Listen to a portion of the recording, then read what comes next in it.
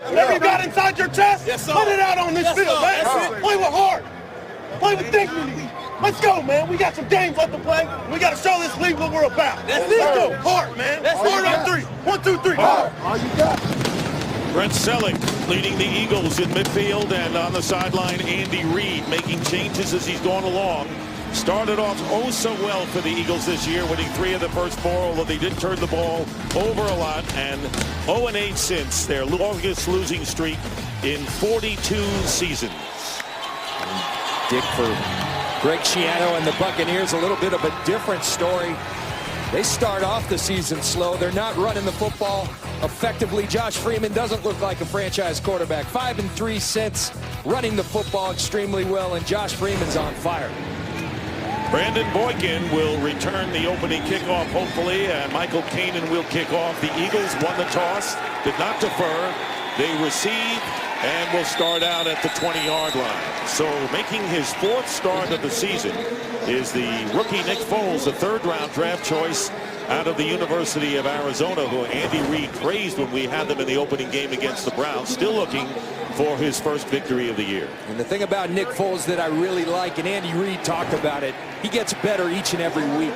This game doesn't look too big for him. He's showing a lot of promise for the Philadelphia Eagles. And Reid said we're young and we need the balance, so you may see a lot more running than we've seen over the years by Andy Reid's offense. First play of the game, and they flip it off to the tight end Brent Selleck for a short gain of 1. And the Philadelphia offense, and it's apparent, John, that the younger players are starting to make an impact as Selleck takes some time getting off. They are, and you look right off the bat, Bryce Brown, this kid is a game-breaking type player. He's had problems with ball security. You see no Deshaun Jackson at wide receiver, and this offensive line is much improved. They're playing as a unit very well the last couple of weeks. And Damaris Johnson, undrafted rookie from Tulsa, in at wide receiver. There are 4 wideouts lining up for the Eagles on 2nd and 9.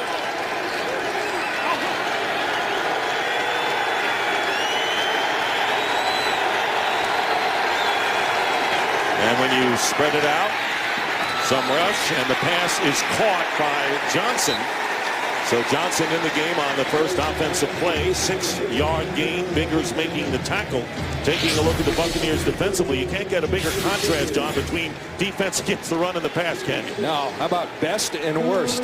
They sell out to stop the run. As a consequence, they give up a lot of pass yards. But Nick Foles, smart young kid, he says, number 20 back there, he's a pretty good player. I got to be alert of where he is at all times, speaking about Rondé Barber. 3rd and 3. Roy Miller out with the head injury. Gary Gibson starting at defensive tackle for the Bucs. 3rd down and 3. And with plenty of time, and time runs out, and it's Gerald McCoy who comes in for the sack. McCoy's 4th of the year. And that will force the Eagles to punt, a loss of 10. This has been a problem for the Tampa Bay Buccaneers. Only 18 sacks on the season. It starts right here with Daquan Bowers. He's going to get a good rush off the edge. It forces Nick Foles to step upfield. And Gerald McCoy with his 4th sack of the season. They've struggled. They've affected quarterbacks. They have not finished well. That's a good start for the Buccaneers. Matt McBriar will be kicking inside the 5, and Roscoe Parrish. And a great kick by McBriar sends Parrish back inside his 20. That was a 66-yard punt. A great kick that time, and Parrish is tackled right at the 35-yard line by Akeem Jordan.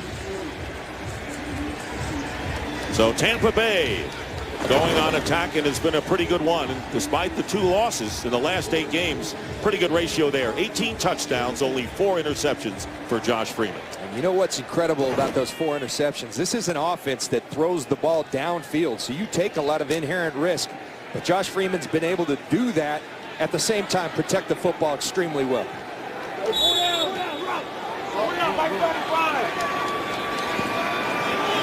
Bucs on their 35.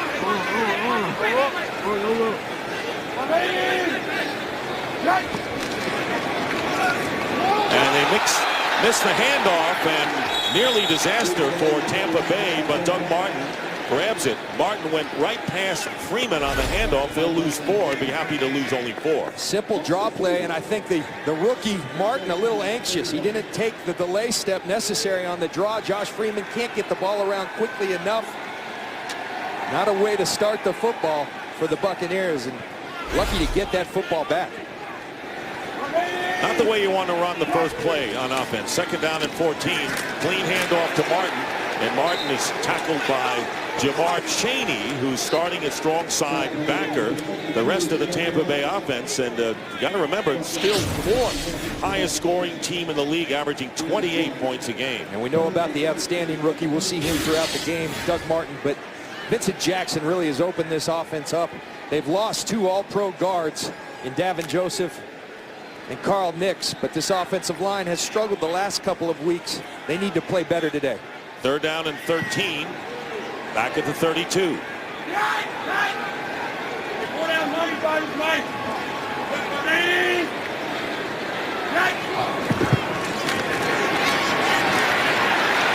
Freeman has to dump it off to DJ Ware, and he's going to lose some yardage. So good coverage by both teams in the secondary on the first possessions.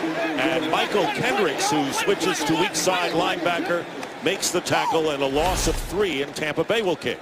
Josh Freeman looking downfield. They go with a cover 2 look. 2 safeties over the top, corners underneath. Good coverage downfield, and that causes Freeman, he has nowhere to go with the football. He actually throws a lateral back to Doug Martin. An excellent start for the Philadelphia defense.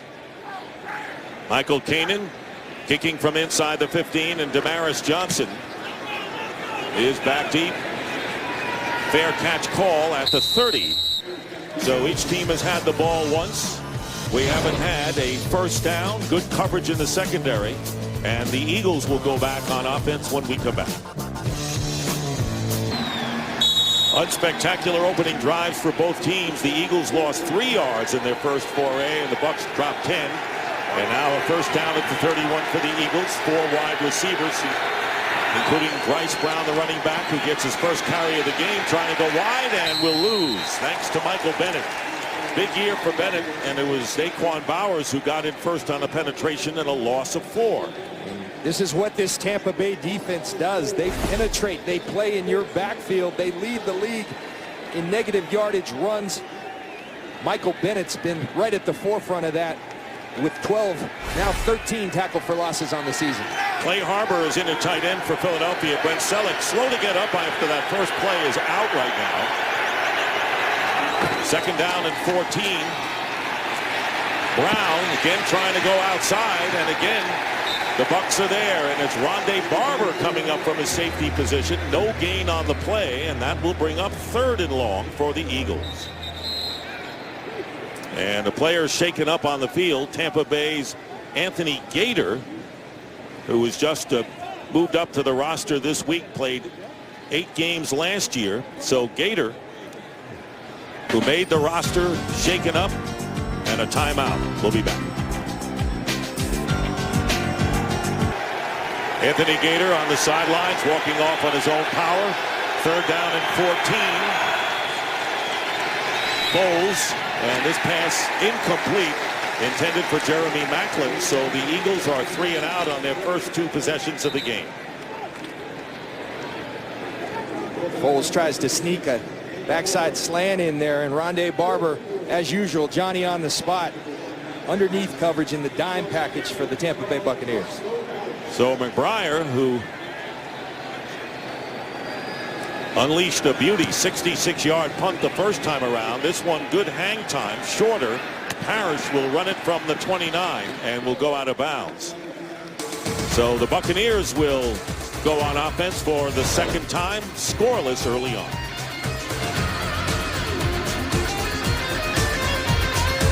Well, it's a beautiful day, and a beautiful day to jet ski, although I wouldn't recommend this if you haven't practiced it maybe 100 times. Dick, I didn't know they had the camera on us yesterday. Well, that's why I held on. It'll be 1st and 10 for the Bucs at the 35. They lost 10 yards in their first possession before they punted after 3 plays. Play action. Freeman quickly pass, and it's nearly intercepted by Dominique Rodgers-Cromartie. Boy, he really cut in front of the intended receiver, Vincent Jackson. And a really nice play by Rodgers-Cromartie. He comes up, going to press Vincent Jackson, and then cut underneath him. Turns around, gets his head around. Well thrown ball by Freeman. Just a really good play by Cromartie. 2nd down and 10. Bucks have won 5 of their last 8. And in a 6-6 record at home, game you want to win badly. Freeman is going deep as he does, and this pass is overthrown Vincent Jackson. Jackson has made some big plays since coming over from the Chargers this year. And that'll bring up 3rd and long. And Tommy Brazier, 72 years old, replaces Jim Washburn as defensive line coach, the 2nd defensive coaching change made by Andy Reid this year. And that's just a movement towards, as you see, Rodgers-Cromartie, Asamoah, and Colt Anderson filling in for Kurt Coleman. Quarterbacks have been torching this secondary. They have been tearing them up. 16 touchdowns, 0 interceptions in the last 6 games. That's unheard of. These guys need to play better. It looks like they came to play today. Eagles have won the turnover battle only 1 time. That was against the Giants early. And on 3rd down, the pass is caught by Jackson in stride. And a 1st down into Eagles territory at the 46. And it was Asamoah on the coverage. And the Bucks get 19 on that play. Well, this is high-priced free agent on high-priced free agent. You're going to see Vincent Jackson working on Nnamdi Asamoah. And that's a great throw by Josh Freeman. A little separation by Vincent Jackson. Hits him in stride. Excellent throw by Josh Freeman. Jackson over 1,000 yards on the year, has caught 7 touchdown passes. And now a 1st down on the Philadelphia 46.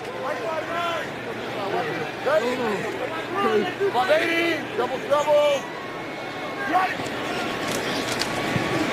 Martin straight ahead. What a rookie year he's had as he picks up 3 yards.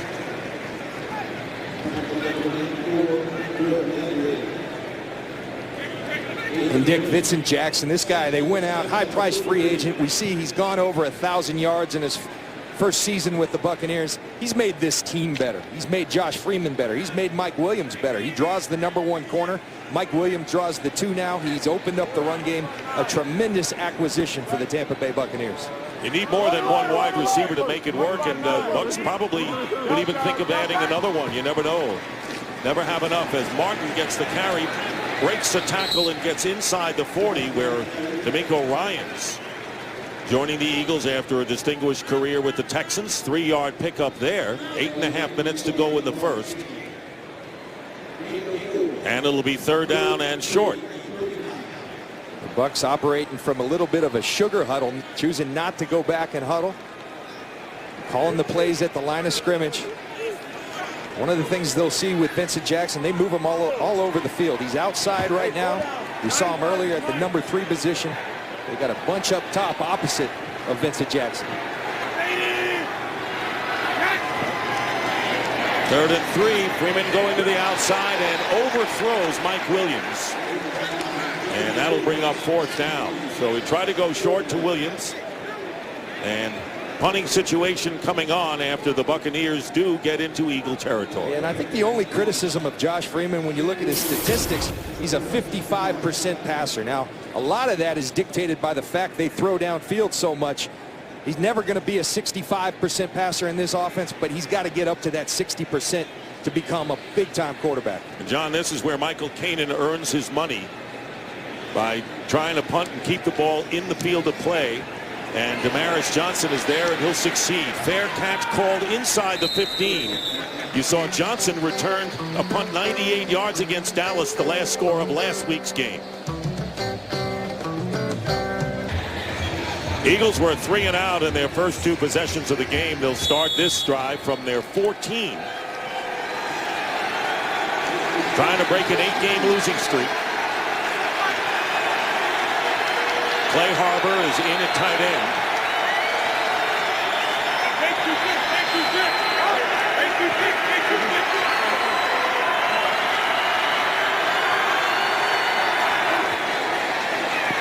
Foles gets a rush up the middle.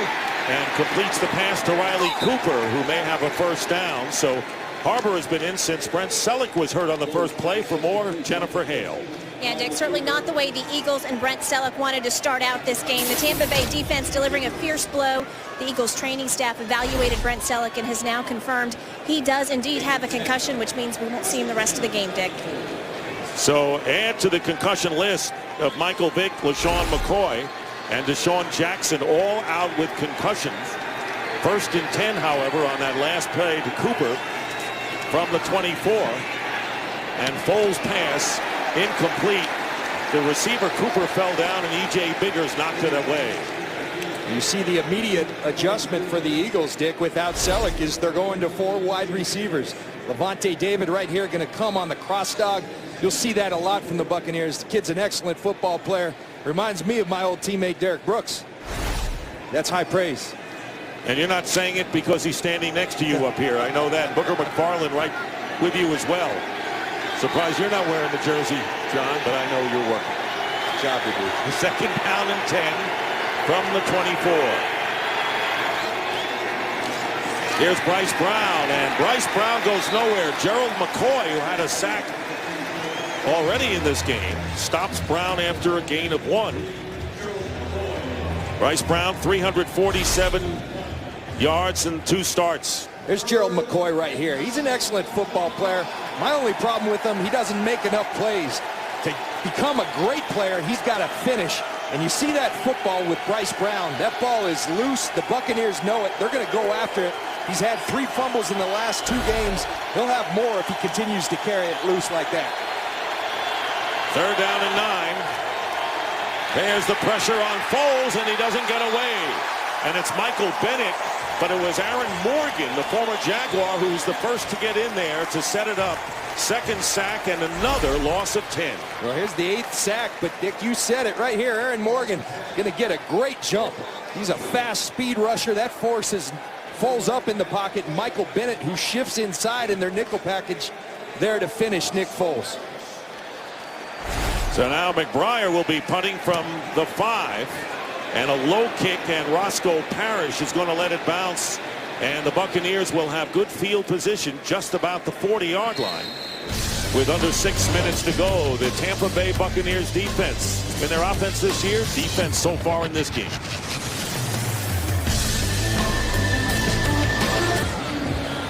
No score here, and for the Buccaneers, their first 2 possessions, they had to punt it away. So it's been a defensive game. And the fans enjoying this beautiful day. Sellout crowd, and here to celebrate the Super Bowl champions of 10 years ago. 1st down at the 39. And the pass out to Doug Martin. And Martin, the running back, gets a few yards. Well, we mentioned Tommy Brazier, who retired from the Eagles in 05, back as the defensive line coach. For more, here's Jen Hale. Yeah, Dick, I spoke with Coach Brazier before the game and asked him how he was feeling. He gave me 2 thumbs up and said, I am more excited about this than anything I've been in years. He's been hungry to get back to coaching, not just consulting for Coach Reed. And he says the biggest adjustment today is going to be for the tackles. That's where he has spent the most time working with them. This whole line, though, did have a conversation about if things go badly and the system doesn't gel, don't degrade to playground ball, Dick. Well, and you want to stop the run, and that's something the Eagles have done, but a 7-yard pickup by Martin gives them a 1st down at midfield. And we've heard so much about the wide 9, and I think that's one thing that you won't see as much under Tommy Brazier. These alignments where the ends are far outside the tight ends, you're going to see more head up on tight ends, trying to really corral the run, not as much attacking defense up the field. And there's an example of it. The ends are tighter than we're accustomed to seeing the Philadelphia Eagles. Lorig, the fullback, is playing out to the right, and we'll have what looks to be a false start against Donald Penn. Ron Winter, the referee. False start. Offense, number 70. Penn, the left tackle. Remains 1st down. And here's that 6 technique we're talking about. We're used to seeing the ends out there. That would be the wide 9. This is one of the adjustments you'll see under Tommy Brazier. And Andy Reid said it was time. It was best for the team. Teams were scheming us in the run game. We weren't making adjustments. That was his thoughts about the move. 1st down and 15. And there's a high snap, but Doug Martin with a good run gets to the 48-yard line of the Eagles for our first game break of the day. Not the last. Kurt Menefee. Oh, there'll be many more, Dick. After RG3 and Josh Morgan hooked up for a 7-0 Redskin lead, Baltimore answered. Joe Flacco to Anquan Bolden. 19 yards on the score, and they're even at 7, nearing the end of the first quarter. Dick and John. All right, Kurt, thank you very much. Here in Tampa, 2nd down and 9 for the Bucks on the 49 of the Eagles. Freeman, and the pass is knocked down, incomplete. So that was Jamar Chaney getting a chance as a starter. Knocked it down, intended for the tight end Luke Stocker. See Jamar Chaney working on Stocker.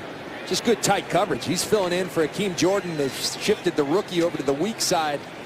Good job undercutting the ball, making a good play on the football. You know, other than the 19-yard pass to Vincent Jackson, the Eagles' pass defense has been pretty good. Yes, and it's been a while since they have been good, so it's a welcome sight for Philly fans. Hey, Mike 95, Mike 95. 3rd down and 9.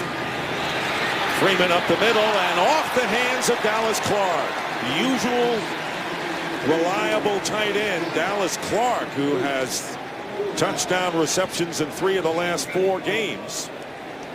Couldn't hold on to that pass on 3rd down, and so the Bucks will kick it away.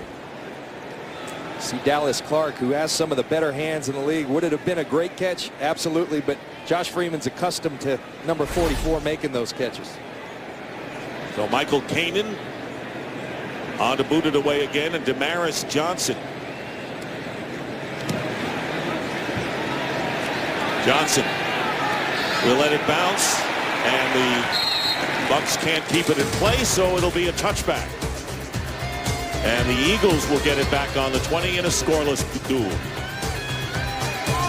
January 4th, one of the best bowl games of the year is on Fox as Heisman Trophy winner and one of the most talked about players in the country, Johnny Manziel, leads 9th-ranked Texas A&M against the 11th-ranked Oklahoma Sooners. The AT&T Cotton Bowl Classic is January 4th, only on Fox. First freshman to win the big one. Johnny Football, what a nickname and what a player. I've only seen him play once this year, but it was the one to watch. It was against Alabama. He took that game over and beat the best team in the country, or excuse me to Notre Dame fans, beat one of the best team in the country almost on his own. First 3 possessions for the Eagles. They had to kick it away. They have not been past their own 30 in this game, and we have 3.5 to go in the first. Good defense on both sides. This reminds me of the Eagles-Bucks battles back in the day with my defense and Brian Dawkins and Troy Vincent. A lot of defense going on there. Your kind of game, especially -6 for Philadelphia when you played.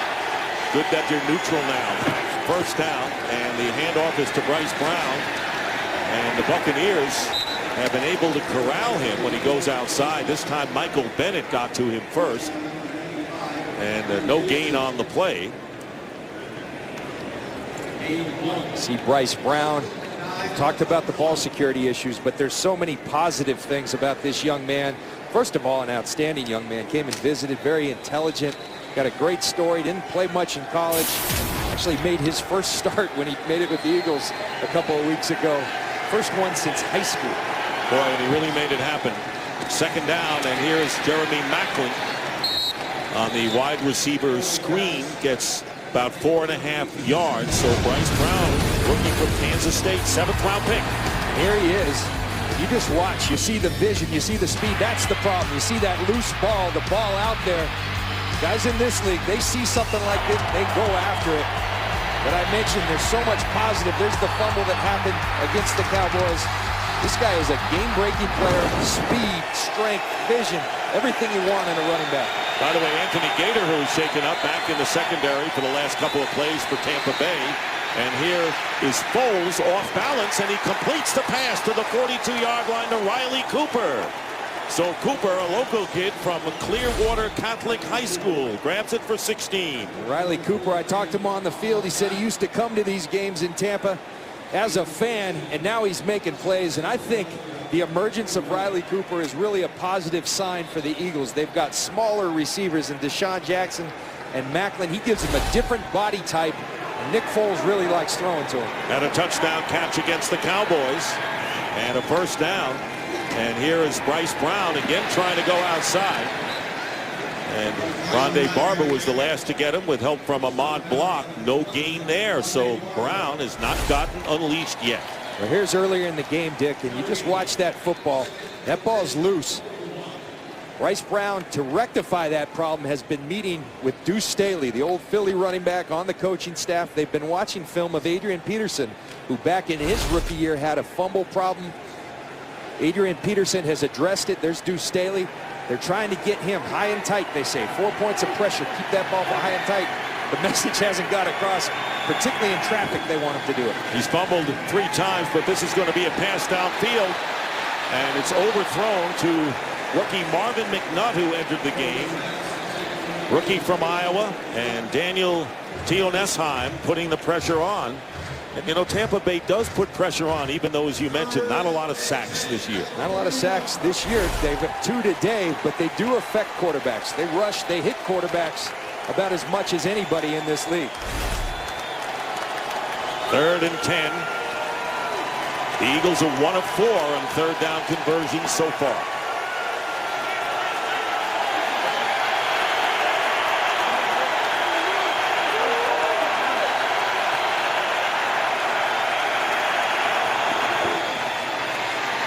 Foles, and it's Rondé Barber in his face, but he completes the pass to Jason Avant.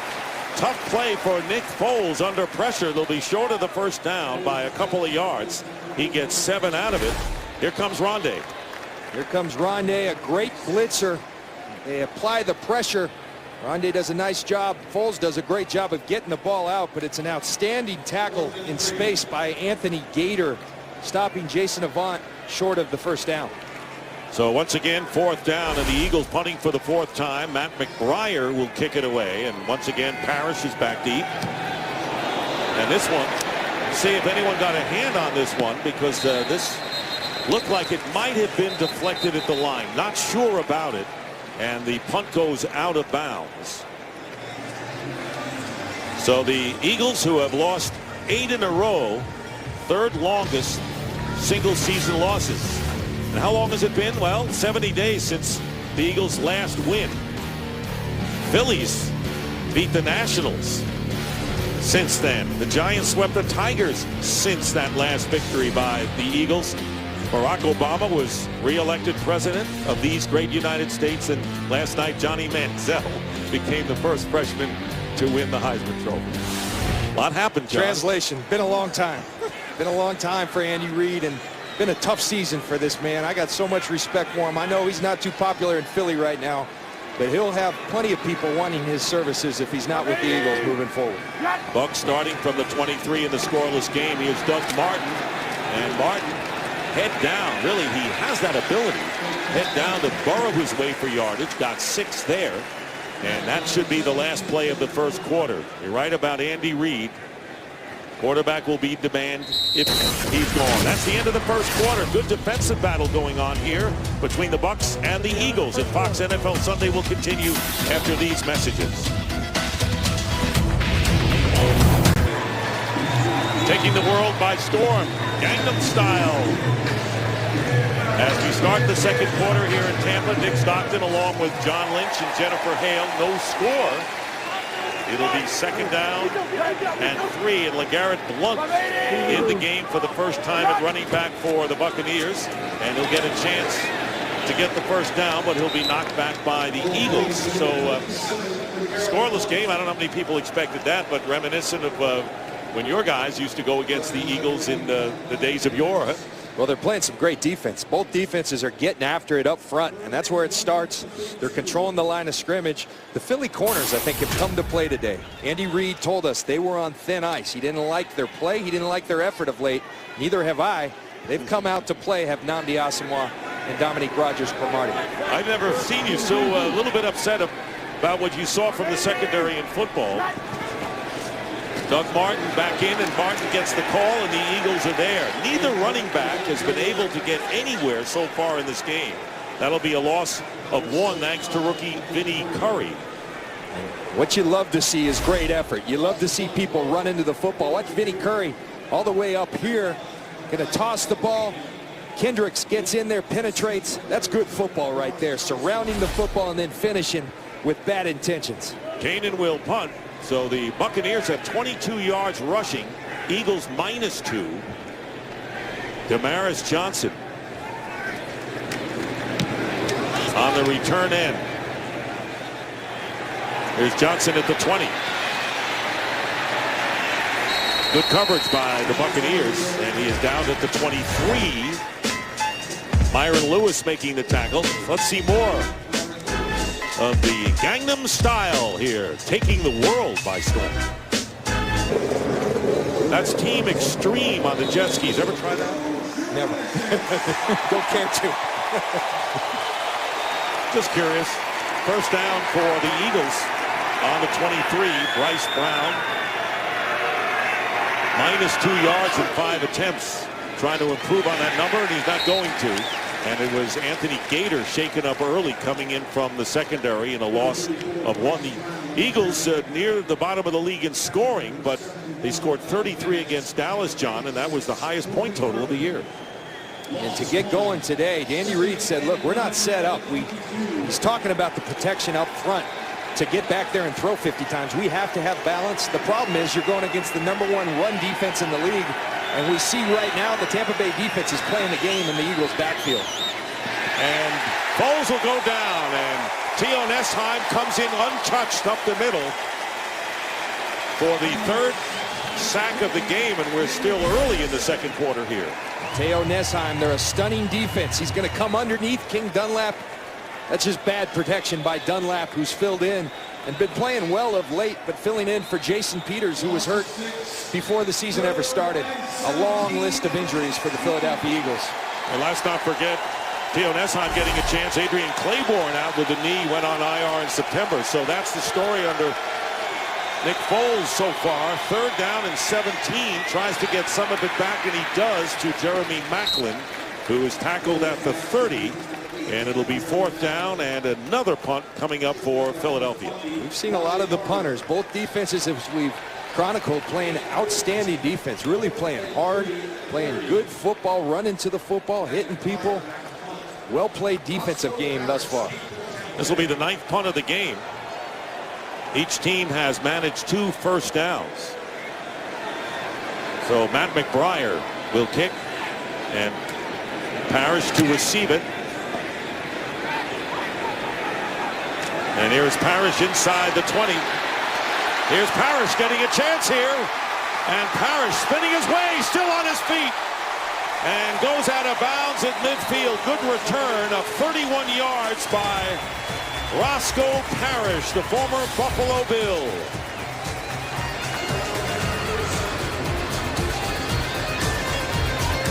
See what Josh Freeman does with this field position.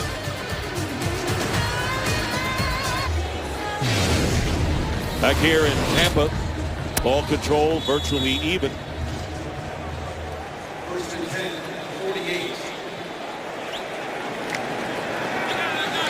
First and 10 at the 48. This is the Bucs' 5th possession of the game. They've crossed midfield twice. Got as far as the 39. After the longest punt return of the year for Parrish and the Bucs, 31 yards. Freeman on first down. Checks down, flag is down, and Martin makes the catch. Ryan's on the tackle, gain of 1. And Ron Winter will give us the call here. Holding. Offense number 69. 10-yard penalty. That's DeMar Dotson, the right tackle. Dick, that Philly defense, we talked about them playing better. But last week it was not good, and you talked about me being upset. Listen, you're going to break coverages in this league. Things are going to happen.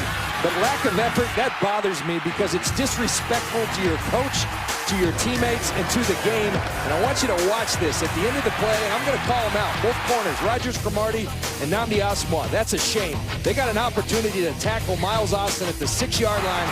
They don't even try. That's disrespectful to the game of football. Don't like it. Can't have it. And they dump it off to Martin, but Fletcher Cox is there, and there'll be a loss that time of 6 yards. And when you mentioned that to Andy Reid, he kind of nodded his approval of your observation, and he respects you, and we know that for years. And that's why he said, and you pointed it out, that those corners are on thin ice. They're on thin ice. He let them know this week. He talked to them both. He told them so. And you just can't play like that. It's one thing to get beat. It's going to happen at that position. But when you're getting beat with lack of effort, too many people that would love the opportunity to play this game, and it's awful. Second down at 26. Freeman going on top to Williams, and it's knocked away by Rogers Cromartie. Good coverage there, and good timing there, as he knocks it away on the pass intended for Williams. And this is why it's so sickening, because he's so talented. This kid can play football. He's going to be a free agent at the end of the year. That's an excellent football play by Rogers Cromartie. You can go strut your stuff after a play like that. And he's playing well today, as is Nnamdi Asomugha. So the message got across. Well, you know, and we don't know about Andy Reid's future, but he's making the moves. He's the head coach for the season here. And he says, we got young on offense. He says, you know, we're maybe headed getting younger on defense as well. Third down and 26. Freeman drills it, and that was nearly picked off by Asomugha. Dallas Clark was downfield, and Asomugha still down. Asomugha goes up and attacks the football. Going to play cover 2. He's playing in the flat, going to bump Mike Williams very aggressively, and then attacks the football. Dallas Clark undercuts him, and he comes down hard. And he is shaken up. That's a tough fall for Asomugha, but your point about the 2 veteran corners so far in this game playing a lot better.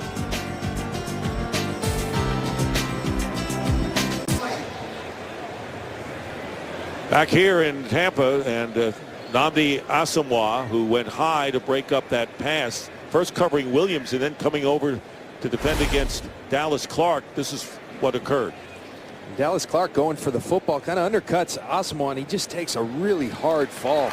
You see that left arm get caught underneath, the head hit the ground.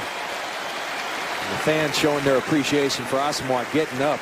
Outstanding play by Asomugha. Veteran coming over from the Oakland Raiders and very much in demand. And the league just does not play around with these concussions, those type of things these days. You mentioned it earlier. I mean, this is a team that has been ravaged. Michael Vick, Deshaun Jackson, LaShawn McCoy, Selleck earlier today, and now Asomugha. Not just players, but some of their best players. Yeah, the top 3 offensive players, the quarterback, Vick, McCoy, the running back, and Jackson, the wide receiver. So Michael Kanan will punt again, and Damaris Johnson on the 20. Chance to get some yards, and he does. He's tripped up. And a flag is down as well. Back on the 30, where the punter was, and Andrew Economos.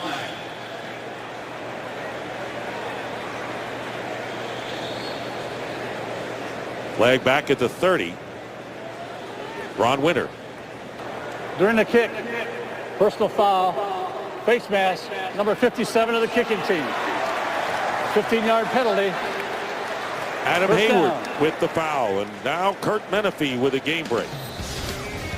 Andy Dalton and the Bengals had a 10-3 lead, but that was before he threw the pick. The Brandon Carr ran all the way back to the 27-yard line.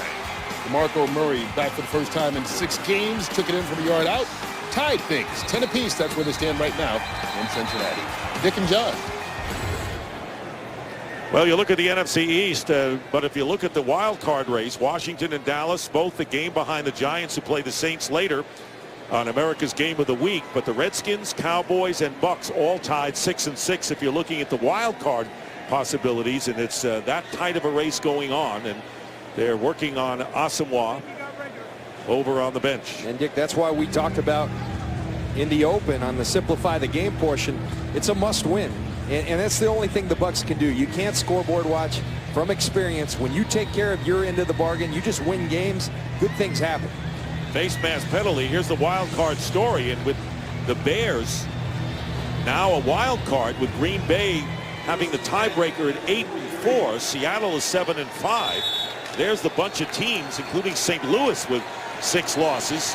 And it may get down to the fact that winning a division may be your best effort to get into postseason. Meanwhile, 1st and 10 back on the 43. Or up to the 43 after the face mask against Hayward. Foles threads the needle and gets a first down to the 33-yard line. Pass is caught by Clay Harbor. I like that adjustment by Marty Mornhinweg. They're putting heat on your quarterback. They're snuffing out your run game. So what do? You go to that old West Coast offense. Get the ball out of his hand quickly. An accurate throw. Run yards after the catch. Nice execution by the Philadelphia Eagles.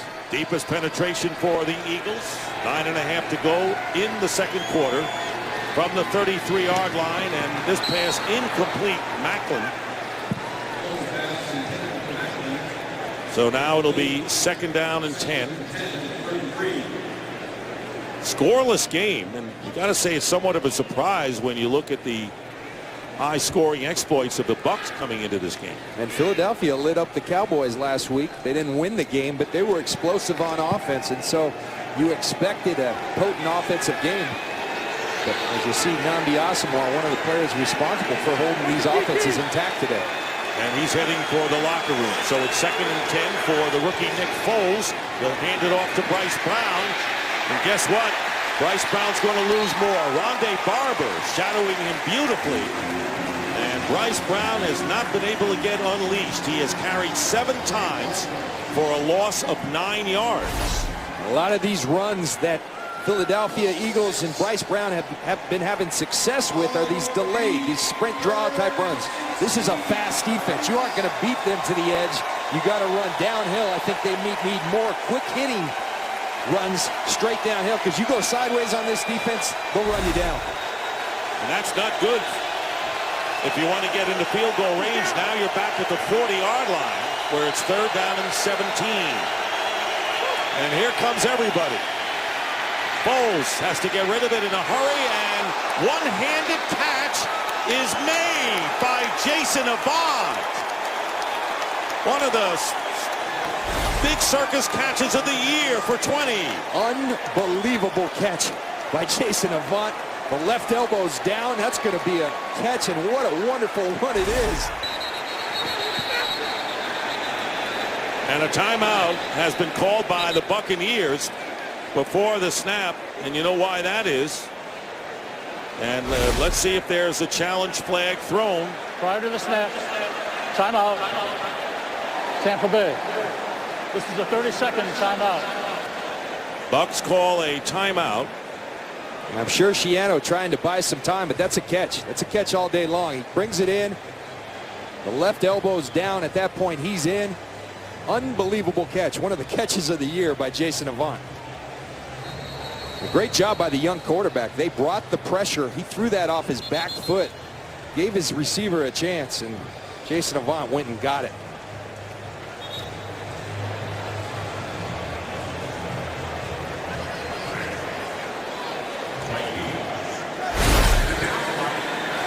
What a catch by Jason Avant, and it looked like Schiano had sent 11 men in against him.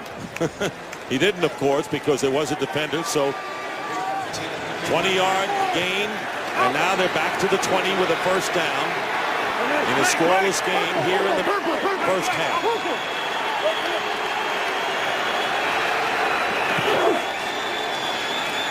Here's Brown. And Brown, with his best run of the day, gets another first down inside the Bucs 10. And that's what I'm talking about. Forget the delayed runs. Get downhill, and you're going to see the sideways nature, the zone blocking scheme, and then it's just a race. Bryce Brown against Rondé Barber. Bryce Brown outruns Barber and then gets downhill. That's the kind of running. Is it to the outside? Yes, but it's got a more downhill demeanor to it. That's the kind of run that will work against this defense. That 11-yard gain gives the Eagles a first and goal at the 9. They go again to Brown. And this time Brown will lose maybe 2. Michael Bennett was quickly in there. It'll be 2nd down and goal. See another negative yardage run play for the Tampa Bay defense. Coming into today, 73. Second in the league was Detroit with 54, so they're far outpacing the rest of the league in terms of playing in the opponent's backfield. The problem's been the pass. They've been getting torched. John, have been 7 negative plays thanks to the Bucs defense. 2nd and goal, play action. Foles getting a rush and throws this one away, and it was Gary Gibson who started today, making his first start of the year for Roy Miller, putting the rush on Foles. So it'll be 3rd down and goal from the 10. And a good decision by Nick Foles. Good coverage in the red zone. Bad things can happen when you try to force the football. He wisely throws the football out of bounds and lives to see another down. Right now, Greg Schiano would take a field goal try by Philadelphia. 3rd and goal from the 10.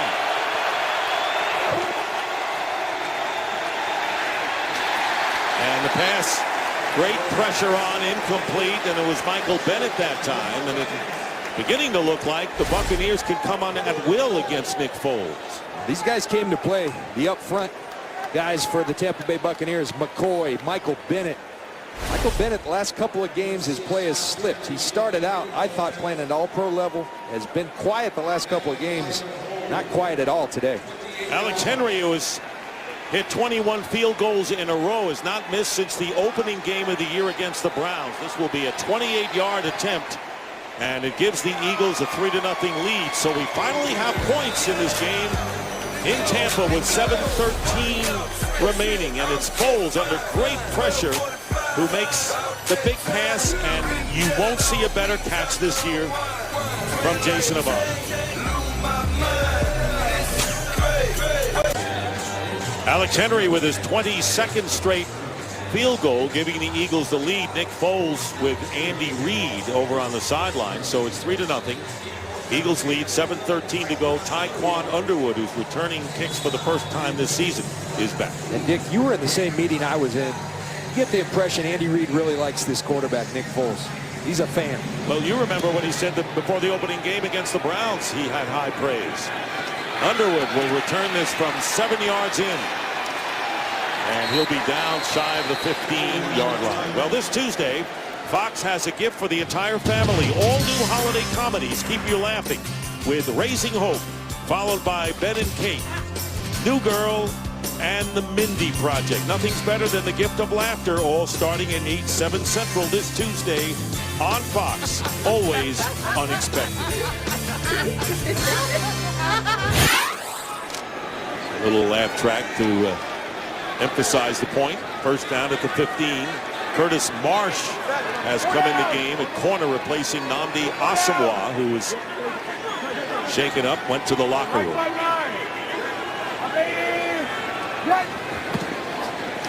Here's Martin, and Martin gets out to the 20-yard line. For more on Asomugha, let's check in with Jennifer Head. Well, Dick, Eagles trainers are evaluating Nnamdi Asomugha for a neck injury, which makes sense. He never removed his helmet on his walk to the locker room. He also suffered a bruised thigh and is now questionable to return. All right, Jen, thank you very much. So the beat goes on as far as Eagle injuries. I'll tell you what, you talk to former football players, current football players, what hurts most, who hit you the hardest? The ground is the answer. This ground, when you go down hard, there's nothing worse than hitting a hard surface. Eric Loring goes wide to the right, the fullback. And here is the pass, and Dallas Clark with a great catch with the hit as well. And a great catch by Clark. Cromartie on the defense and a gain of 19. I think that's just good football on both sides. A great throw by Josh Freeman on time. And then good solid play by Dominique Rodgers-Cromartie, the cornerback, getting on him for not playing hard. He's playing hard today. Good physical hit by Cromartie. I think both teams can appreciate that football. And holding on after the catch was Clark. 1st down at the 39. And here is Freeman. Gets some pressure. And the pass closer to an Eagle than to a Buccaneer. And it was Kendricks defending Martin downfield. And You can see Josh Freeman not happy with what? The protection? The protection. He had Trent Cole, I believe, in his face. Hits his arm. A great play by Doug Martin going up in there, and Vincent Jackson breaking it up, and Colt Anderson making a start for Kurt Coleman. He had an opportunity. You cannot let those get away. Had the ball in his hands. Only 10 takeaways for this Philly defense. 31st, second to last in the league. Not good enough. 2nd and 10 at the 39. Here's Martin. Martin trying to beat Rogers Cromartie, and Cromartie equal to the task. Comes up and makes the tackle and holds Martin to 2. Boy, this is an inspired Eagle defense. Well, I think Andy Reid should have had that conversation about 6 weeks ago, because he got into these corners and they have responded.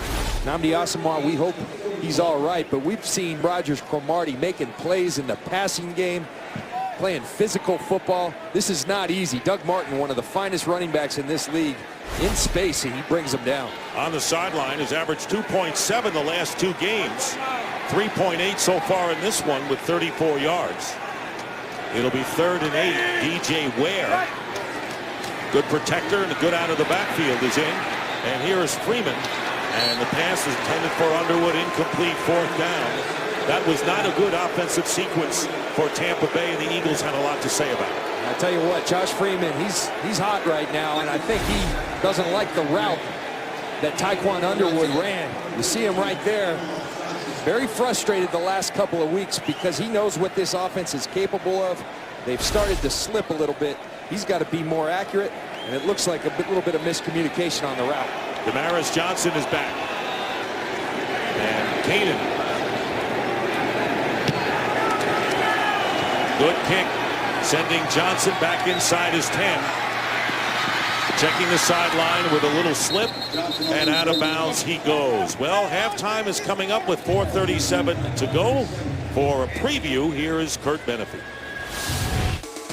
Coming up on the Visa Halftime, all the scores and highlights from around the league. Plus, can RG3 come up with a W in the Battle of the Beltway? And was it a big return for Big Ben against the Chargers? We'll find that out and a whole lot more as these guys will join us on the Visa Halftime. All right, Kurt, looking forward to it. There is the head coach and the quarterback going over some things. Freeman so far 4 for 13, only 36 yards. Meanwhile, the Eagles with a first down on the 20. Foles on the slant, completes to Riley Cooper. And he is hit immediately by E.J. Biggers. Gain of 6.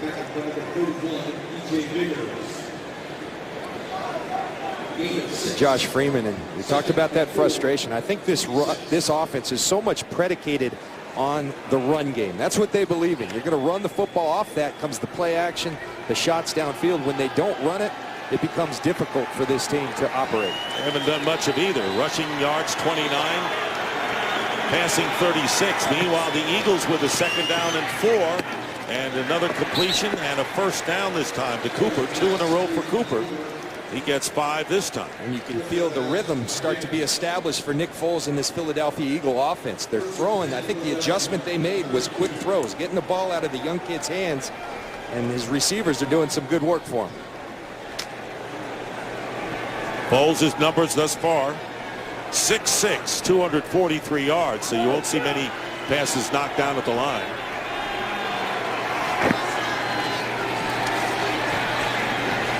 Completes another one, this time to Damaris Johnson, who breaks away from a missed tackle and gets a first down out to the 45. Rondé Barber makes the tackle, and so pecking away this time. 14 yards for Andy Reid's club. And the Eagles, who lead 3-0, and under 3.5 to go in the first half. And this Damaris Johnson, this guy's an exciting football player. He went 98 yards on a punt return at Dallas last week. The guy can go. 3 years at Tulsa, NCAA's all-time, all-purpose yardage leader. He can make some plays. Foles swings it out to Bryce Brown. Looks like Brown slipped a bit and will end up with a couple of yards. And you mentioned Damaris Johnson, that 98-yard punt return was the longest in Eagles history, and they've got quite a history. Hard to take a punt much longer than that. I mean, that thing's backed up, but this kid, he's a game-breaking player. I talked to David Culley, their receiver coach, on the field. He said this kid's starting to open up some eyes.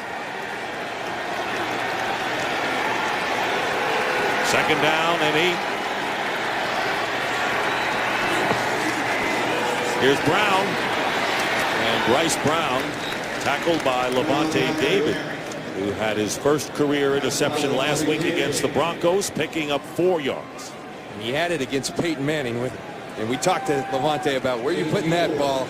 And he said that one's special. That one's going on the display list. And an outstanding rookie is Levante David. Dion Lewis will come in, and running back Bryce Brown gets a breather. It'll be longer than you think. We're down to the 2-minute warning here in Tampa.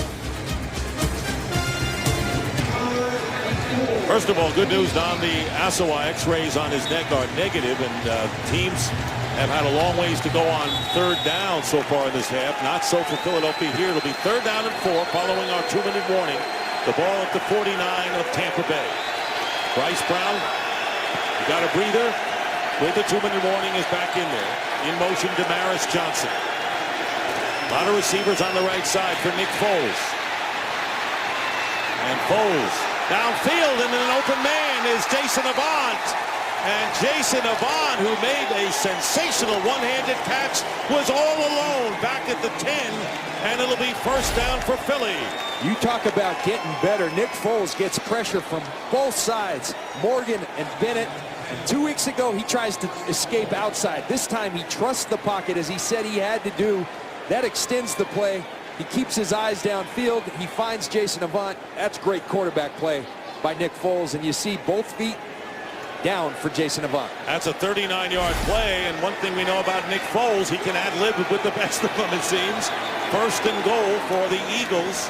Dion Lewis has come in at running back, and here's Foles seeing open spaces, and Foles trying to get into the end zone, and he does. A touchdown. A 10-yard touchdown run for Nick Foles, and the Eagles have taken a 9-0 lead.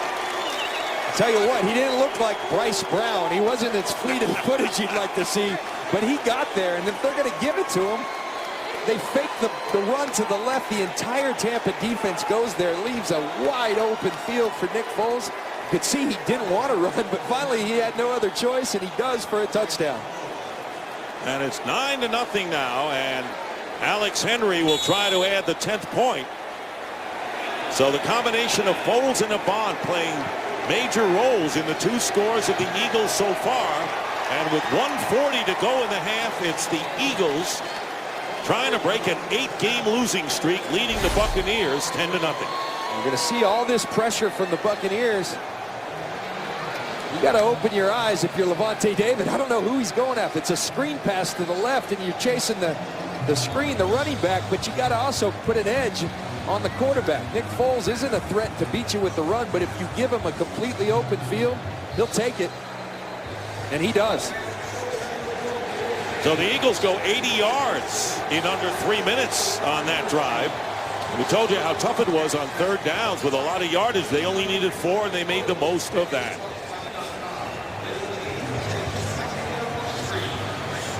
See the block, and there comes Foles. Jeremy Maclin with the block that time, and a good one. And Nick Foles 5 for 5 for 56 yards on that drive. And Andy Reid saying this week, Michael Vick, of course, is out with the concussion problem, that Nick Foles will be his quarterback the rest of the way. Nick Foles said, that doesn't change my approach. My approach the whole time is get better every day. And I'll tell Nick Foles, that's what the great ones do. They find a way to get better each and every week. Underwood on the return and trying to change his mind and didn't, and maybe happy he didn't as he carries it out to the 23. Tyquan Underwood tackled by Curtis Marsh. So Foles, who is now 14 of 20 for 154 yards, and that's his first career rushing touchdown. And the Eagles looking to break the losing streak, and now the Bucs furrowed brows defensively, John. Yes, they are. And this offense for the Tampa Bay Buccaneers needs to help that defense out. Josh Freeman, he's got to get going. These receivers have to step up. Vincent Jackson been very quiet, only 1 catch. It's time to deliver for the Tampa Bay offense. Bucs have 2 timeouts remaining. 1st down from the 23. Trying to avoid being shut out for a first half for the first time this year. And this was way off the mark. Kendricks defending Dallas Clark and not even close. This is a Philadelphia defense that has given up a high percentage of throws to every quarterback the last 6 weeks. And here Josh Freeman now sitting at 4 for 14 on the day. Again, miscommunication between Freeman and Dallas Clark here. And a really good play by the linebacker, Kendricks. Only 36 passing yards for the Buccaneers compared to 127 for the Eagles. It'll be 2nd and 10. Freeman gets good protection, and this one caught by Jackson. Vincent Jackson in stride. And a first down into Eagle territory as Nate Allen makes the tackle. And a gain of 25. That's what you do. When you're struggling, you go to your best player, and Vincent Jackson has become that on this offense for the Buccaneers. Not quite in Eagle territory. They're at the 48. Freeman goes down, and a flag goes down, and 2 go down. 2 penalty markers down. Fletcher Cox coming in on Freeman, and that'll be the first time the Eagles have gotten to Freeman today for a sack.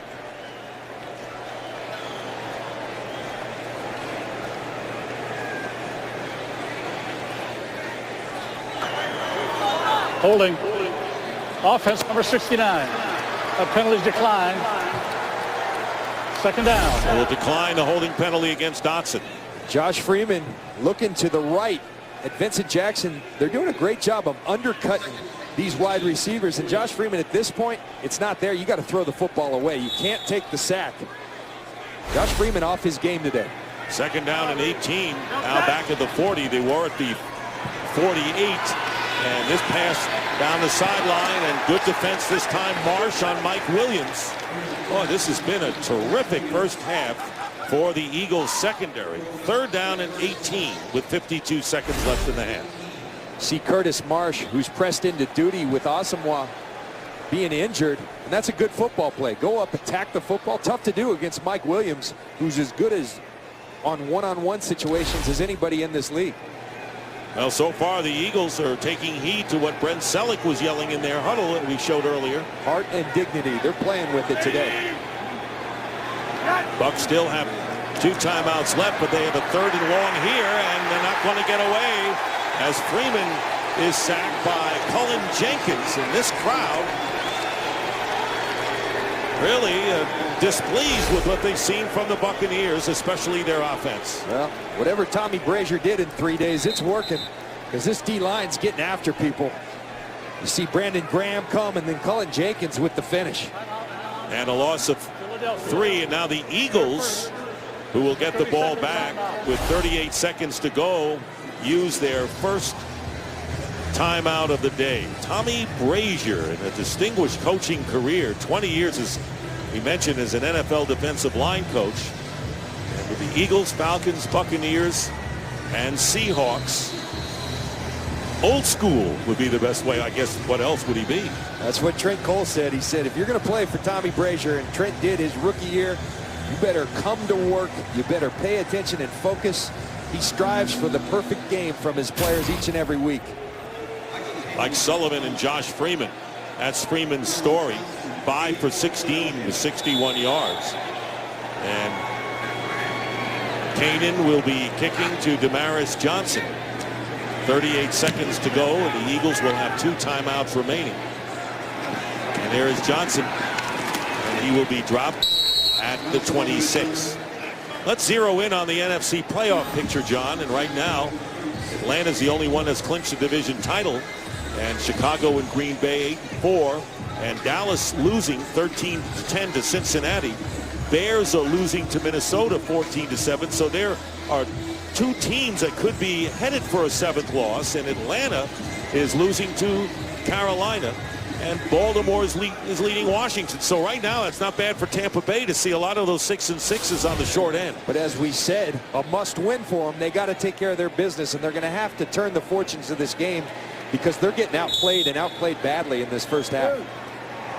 First down and 10 at the 26.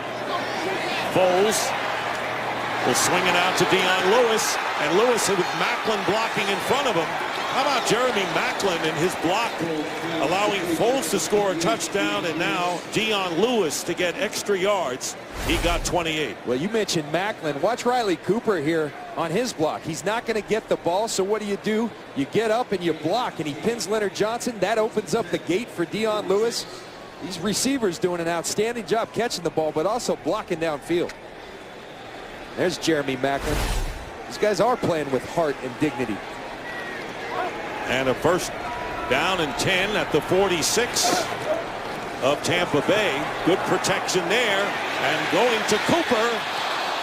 And covering was E.J. Biggers. Well, we know that Freeman likes to take a lot of shots downfield, but we're seeing that from the rookie Foles. And he's a gunslinger. They mentioned fearless is what Andy Reid calls him. Taking those shots, that's well worth it. You back up the defense, you got a shot one-on-one. You like that matchup? A near miss for Nick Foles. You know, you have 11 seconds before you go down to the field with the rest of your great teammates and coaches from your Super Bowl championship of 2002. Never thought I'd be introduced on a field again. I get one more.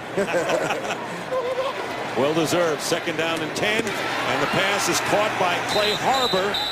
And that'll be a first down. Harbor, you remember, came in for Brent Selleck, who suffered a concussion.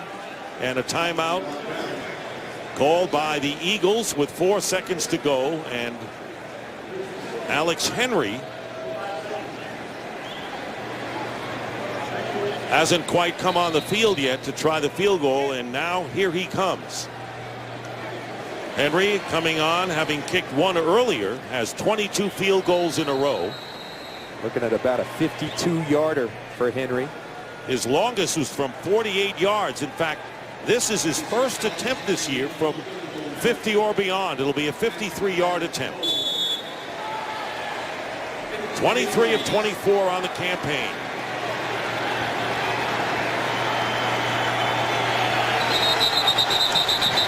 And flags are down. This would just be a critical mistake, a false start that by takes the him out of Eagles. it. Oh, my goodness. Really, the 53 would have been a career long for Henry. Now it'll be a 58.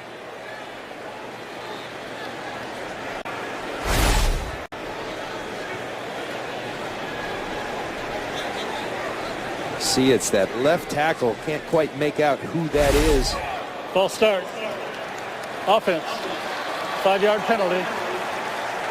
Remains first down. Now. Well, now it would be 58 yards. He's keeping him out there, but I'll tell you what, it's a humid day here in Tampa. Thick air. Going to be tough for Alex Henry. He does have the wind going a little bit in that direction. Well, will he make it 23 in a row from the longest of his career? 5 seconds to go, and this kick toward the left, and it hits the upright and bounces left. No good. Came close. Did Alex Henry, but he misses as time runs out. And Andy Reid's Eagles, who are playing inspired on both sides of the ball. There's the kick hitting the upright, missing the 58-yard. It's halftime with the score. The Eagles 10 and the Buccaneers nothing. A surprise to say the least. And we'll be back right here after these messages. And we're getting ready for the start of the third quarter. And for the first time this year, the Tampa Bay Buccaneers have been held scoreless in the first half. And want to remind you to follow your favorite team all season long. Go to itunes.com/NFL. Take a look at the offensive leaders for the Eagles, who lead 10-0. And Nick Foles with his first rushing touchdown of his career. Jason Avant with 2 big catches, one really spectacular. And Bryce Brown, 10 rushes for only 5 yards. And we'll send it down to Jennifer Hale. Jen. Well, Dick, Andy Reid tells me he's very proud of the pressure that this Brazier defense is bringing against Josh Freeman. He's noticing a difference, and so is Greg Schiano. He says, yes, some of the techniques are different than what we were prepared for, but his advice at halftime to Josh Freeman was, hey, settle in and don't chase the game, Dick. That's a good idea, Jennifer, and that's a good way of putting it. Don't chase the game. And Freeman hasn't been himself, and a lot of routes not run correctly, and he's gotten some pressure. 5 of 16 for Freeman. 61 yards. And this is a game that Greg Schiano knows his team has lost 2 in a row, want to get over 500. And Alex Henry gets the third quarter underway, and it goes out of the end zone for a touchback. So the Tampa Bay Buccaneers get the ball first, and let's see, in a scoreless first half for them, what they've been doing. Freeman, those numbers not what he's accustomed to, and Doug Martin averaging 3.8 yards per carry. His longest run was 7, and Vincent Jackson has 2 catches, the only semblance of a passing game right there for the Buccaneers. They'll start from the 20. Eagles, meanwhile, given up at least 26 points in each of the last 7 games, and none so far. And rolling out on the first play, and the pass is caught. And a first down up to the 37-yard line. Taekwon Underwood, 17 yards. And for the Eagles, Nnamdi Asomugha, who went into the locker room, is back out and on the field now. As you take a look at that play fake by Freeman, and this is a perfect way to get underway for the Bucs in the second half. And if he's not out of breath, he should still be playing in the NFL. John Lynch, and we're going to welcome back, John, and we're going to show what happened at halftime as Doug Martin with the game, and Martin carries it out to the 41-yard line. And as we mentioned, Nnamdi Asomugha back in action for an Eagles secondary that has really excelled in this first half. How was it down there? That was a lot of fun. I tell you what, my teammates here, Simeon Rice and Derek Brooks, are standing here. We all said we got that adrenaline. We felt like we were 28 again running out there on that field. You look like, Shannon was saying, can you suit up for the second half? This pass and a great catch made by Mike Williams with Asomugha on his back. So you can see Freeman coming out firing here in the third quarter. That good for 14 yards. And a first down to the 46 of Philly. And I like the adjustment that the Bucs have now made. We talked about the Eagles making it in the first half. They're struggling to block the defensive front for the Philadelphia Eagles. So what do? You go to quick and simple throws. Get the ball out of Freeman's hand. They're doing it, and it's working. That's the first catch of the game for Williams. Came in second on the team with 43, and a first down on the 45. Play action. Up the middle.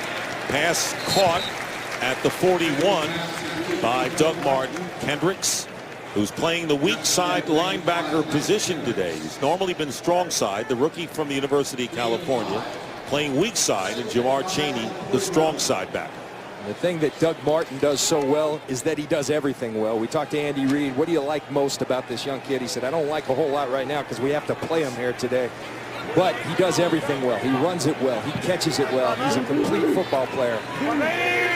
Second down and 4 on the 41 of the Eagles. And there's Freeman getting away from a big rush. And that pass will be incomplete. D'Amico Ryans didn't give much choice for Freeman but to throw it away. And that'll bring up 3rd and 4. Well, a blitz right up in the middle, right in Josh Freeman's face. And Andy Reid said the one thing we feel like he doesn't play as well versus the blitz. And so what do? You put D'Amico Ryans right in his face, makes Josh Freeman throw the football away, sets up a big 3rd down.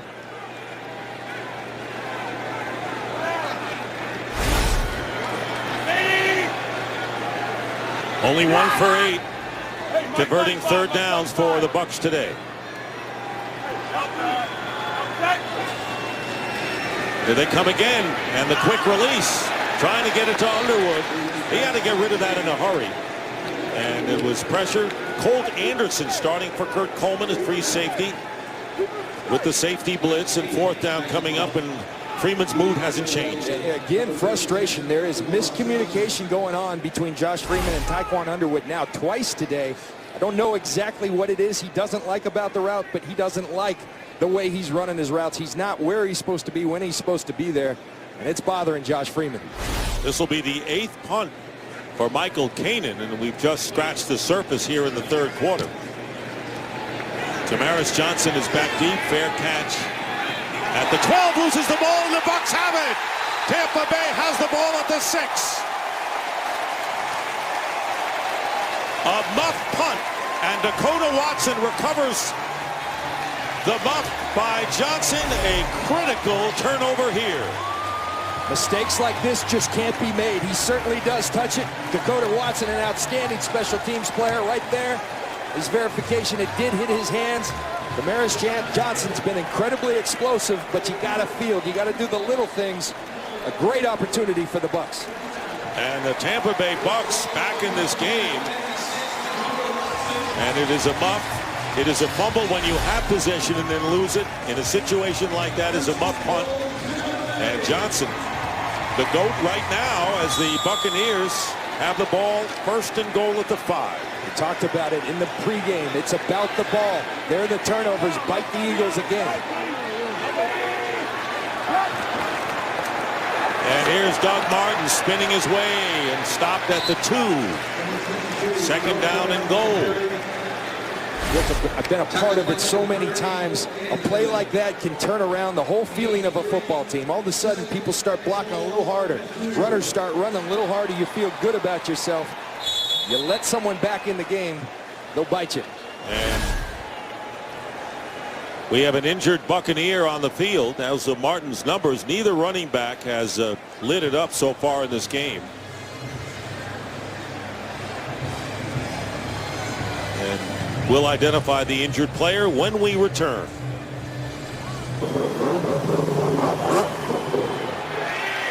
Second down and goal from the 2-yard line. Play fake and the pass and overthrowing Dallas Clark, who was at the back of the end zone. So now it'll be 3rd and goal, and Freeman knocked on his back once again. The Buccaneers trying to take advantage of the first turnover of the game. Muff punt. They had 1st and goal at the 5 and now 3rd and goal at the 2. A missed opportunity because Dallas Clark has space. Josh a little late with it. Throw it right now. You got a touchdown. He holds on just a split second. That allows the coverage to get back, and Josh Freeman has to put the ball over Dallas Clark's head. The injured Buck was Javon Meredith, the right guard. He came out, now back in. 3rd and goal.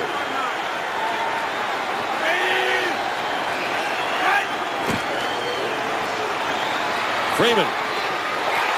And he makes the catch. Touchdown, Mike Williams. With a defender on his back. Good play by Williams on a good zip throw by Josh Freeman for the touchdown. And Mike Williams, we said it earlier, as good as anybody in the league on one-on-one balls. That's just a good fight. He goes up. Strong receiver is Mike Williams, a lot like Chris Carter back in the day. Goes up and grips it, plucks the ball with his hands. Great throw by Freeman, giving Mike Williams a chance to go get it, and Mike Williams delivers. And all Nnamdi Asomugha could do is just be behind it and fight for the ball. Williams won the fight, so it's 10-6, and Connor Barth is on for the extra point.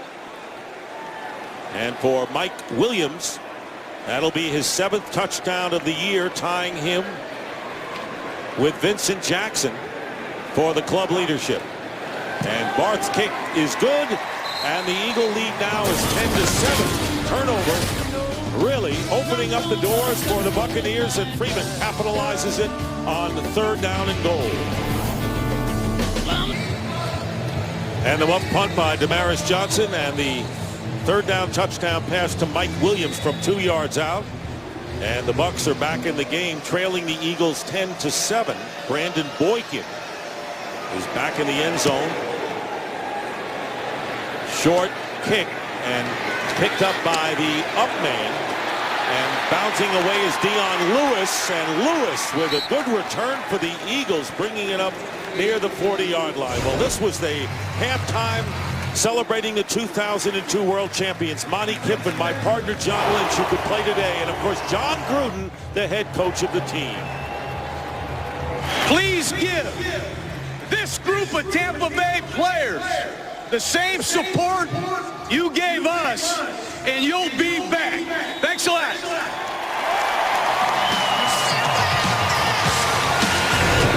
And we have with us Simeon Rice here, Derek Brooks here, John Lynch here, Paul, part of this great team.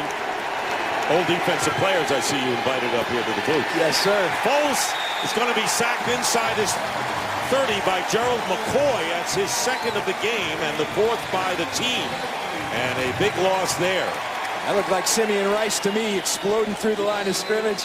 And I tell you what, Dick, what a thrill for us to get to go out there on the field, recreate those great memories. You see Gerald McCoy. That looks like an old Buccaneer defense right there, busting through. Nick Foles going to have to get rid of that football. A pretty special halftime for us. Second down and 18, back at the 32 for Foles. And the pass out to Jason Avant. And Avant is tackled for a gain of 10 yards. So, hey, how great is it? And I know we don't have microphones for the guys, so you're going to have to speak for them. To be out there with you guys. Last night you had a great dinner, and what a weekend. It's just an awesome celebration. You know, the way the league's set up these days, you win and then everybody goes their separate ways. Guys get fired like myself, but we all get back together and we get to celebrate some great memories, and I get to appreciate these guys who helped us all win something that you covet for the rest of your life. And you got a ring. That's what you want to play for, right? Can't beat the ring. Third down and 8 from the 42. Foles taking off and gets the first down and slides to the 43 of the Buccaneers. Great presence of mind today by the rookie Nick Foles on many occasions. Again, I said earlier, he's not going to kill you with his speed, but they lose their rush integrity of their lanes in just completely open space. The defensive backs had their backs turned, not expecting Nick Foles to beat them with his legs, but he has, and he's done it twice today. He has outgained Bryce Brown. He has 24 yards to only 5 for Brown. And it's a first down on the 44. Eagles trying to threaten again, and here's Foles under pressure, and he completes the pass to Jason Avant. And Avant, who's had a magnificent day, is tackled at the 21-yard line. The one-handed catch, then the big one setting up the touchdown, and this for 23 yards. Well, Jason Avant has been the guy that he's trusted. There's Macklin on the outside, but Foles going to step up in the pocket, deliver the ball to Avant. A great play by Nick Foles, who continues to gain in his pocket presence. Jason Avant with another big play. So Avant now with 5 catches for 99 yards, including a 39-yarder. It'll be first down at the 21. And here is Bryce Brown going outside and upended for what should be no gain by Leonard Johnson, the rookie cornerback. You see Bryce Brown continue to try to expose this defense to the outside, and that's not going to work. The downhill runs have worked. This defense, one of the things they have going for them is team speed, and that's why their run defense is so good. Bryce Brown and the Philadelphia Eagles, if you're going to run, you got to do it downhill. Brown has 11 carries for only 4 yards. He did get an 11-yard gain in the first half. Now second down and 11 on the 22.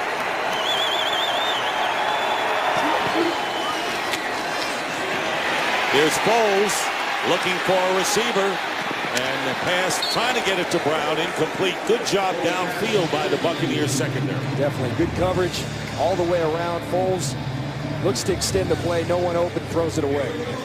Now Warren Sapp is up here now, so now we got Rice, Sapp, and Brooks, and you. And I feel like I'm going to get sacked. I'm still waiting for your first offensive player. Well, they aren't allowed up here. I mean, didn't John Gruden offer some offense when he came here?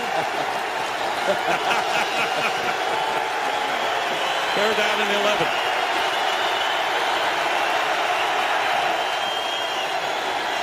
Up the middle, and the pass caught by Clay Harbor, short of the first down by a couple of yards. He gets 9. So he's 2 yards shy of the first down, and the field goal team will come on. Alex Henry will try to extend the Eagles' lead. Good job by the Buccaneer defense, getting back to the sticks, keeping the ball in front of them, making a crisp tackle, setting up the field goal. Henry connected earlier on a 28-yarder, missed the 58-yarder, not by much, hit the upright to break his string of 22 in a row. This from 31. And this one is going to be no good. Hooks it. Alex Henry, who came into the game with only 1 miss in 23 attempts, has missed 2 out of 3 here.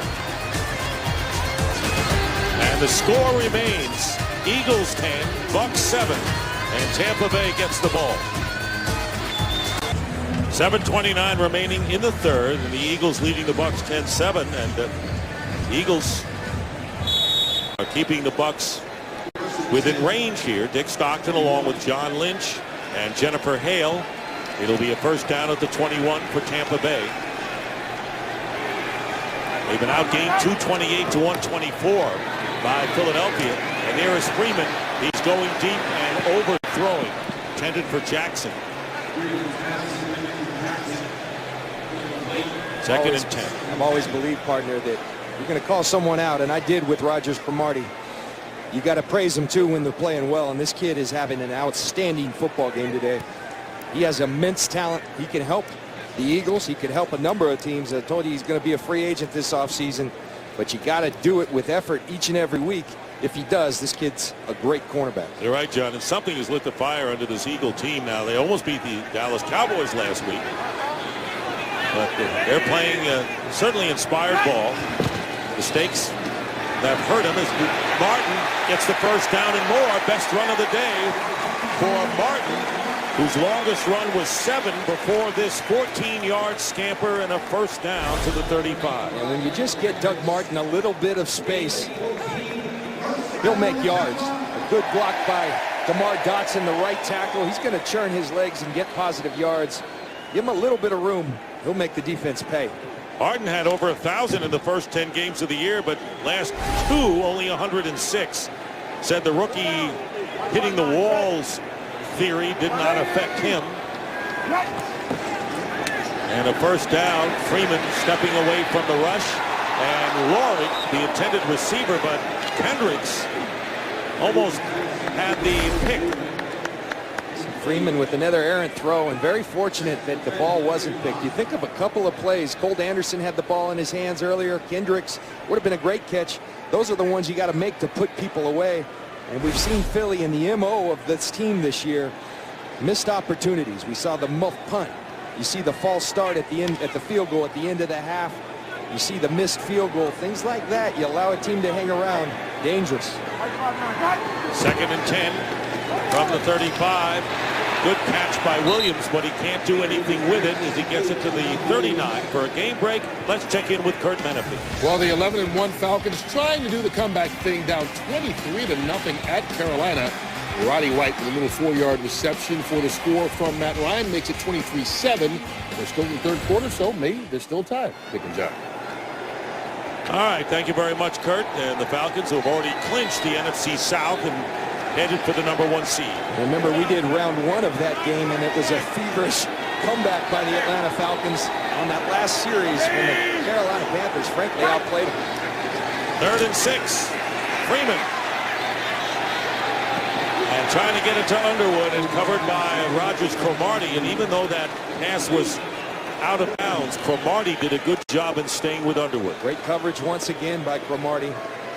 Having just a superb game today, and Josh Freeman continues to be just a little bit off.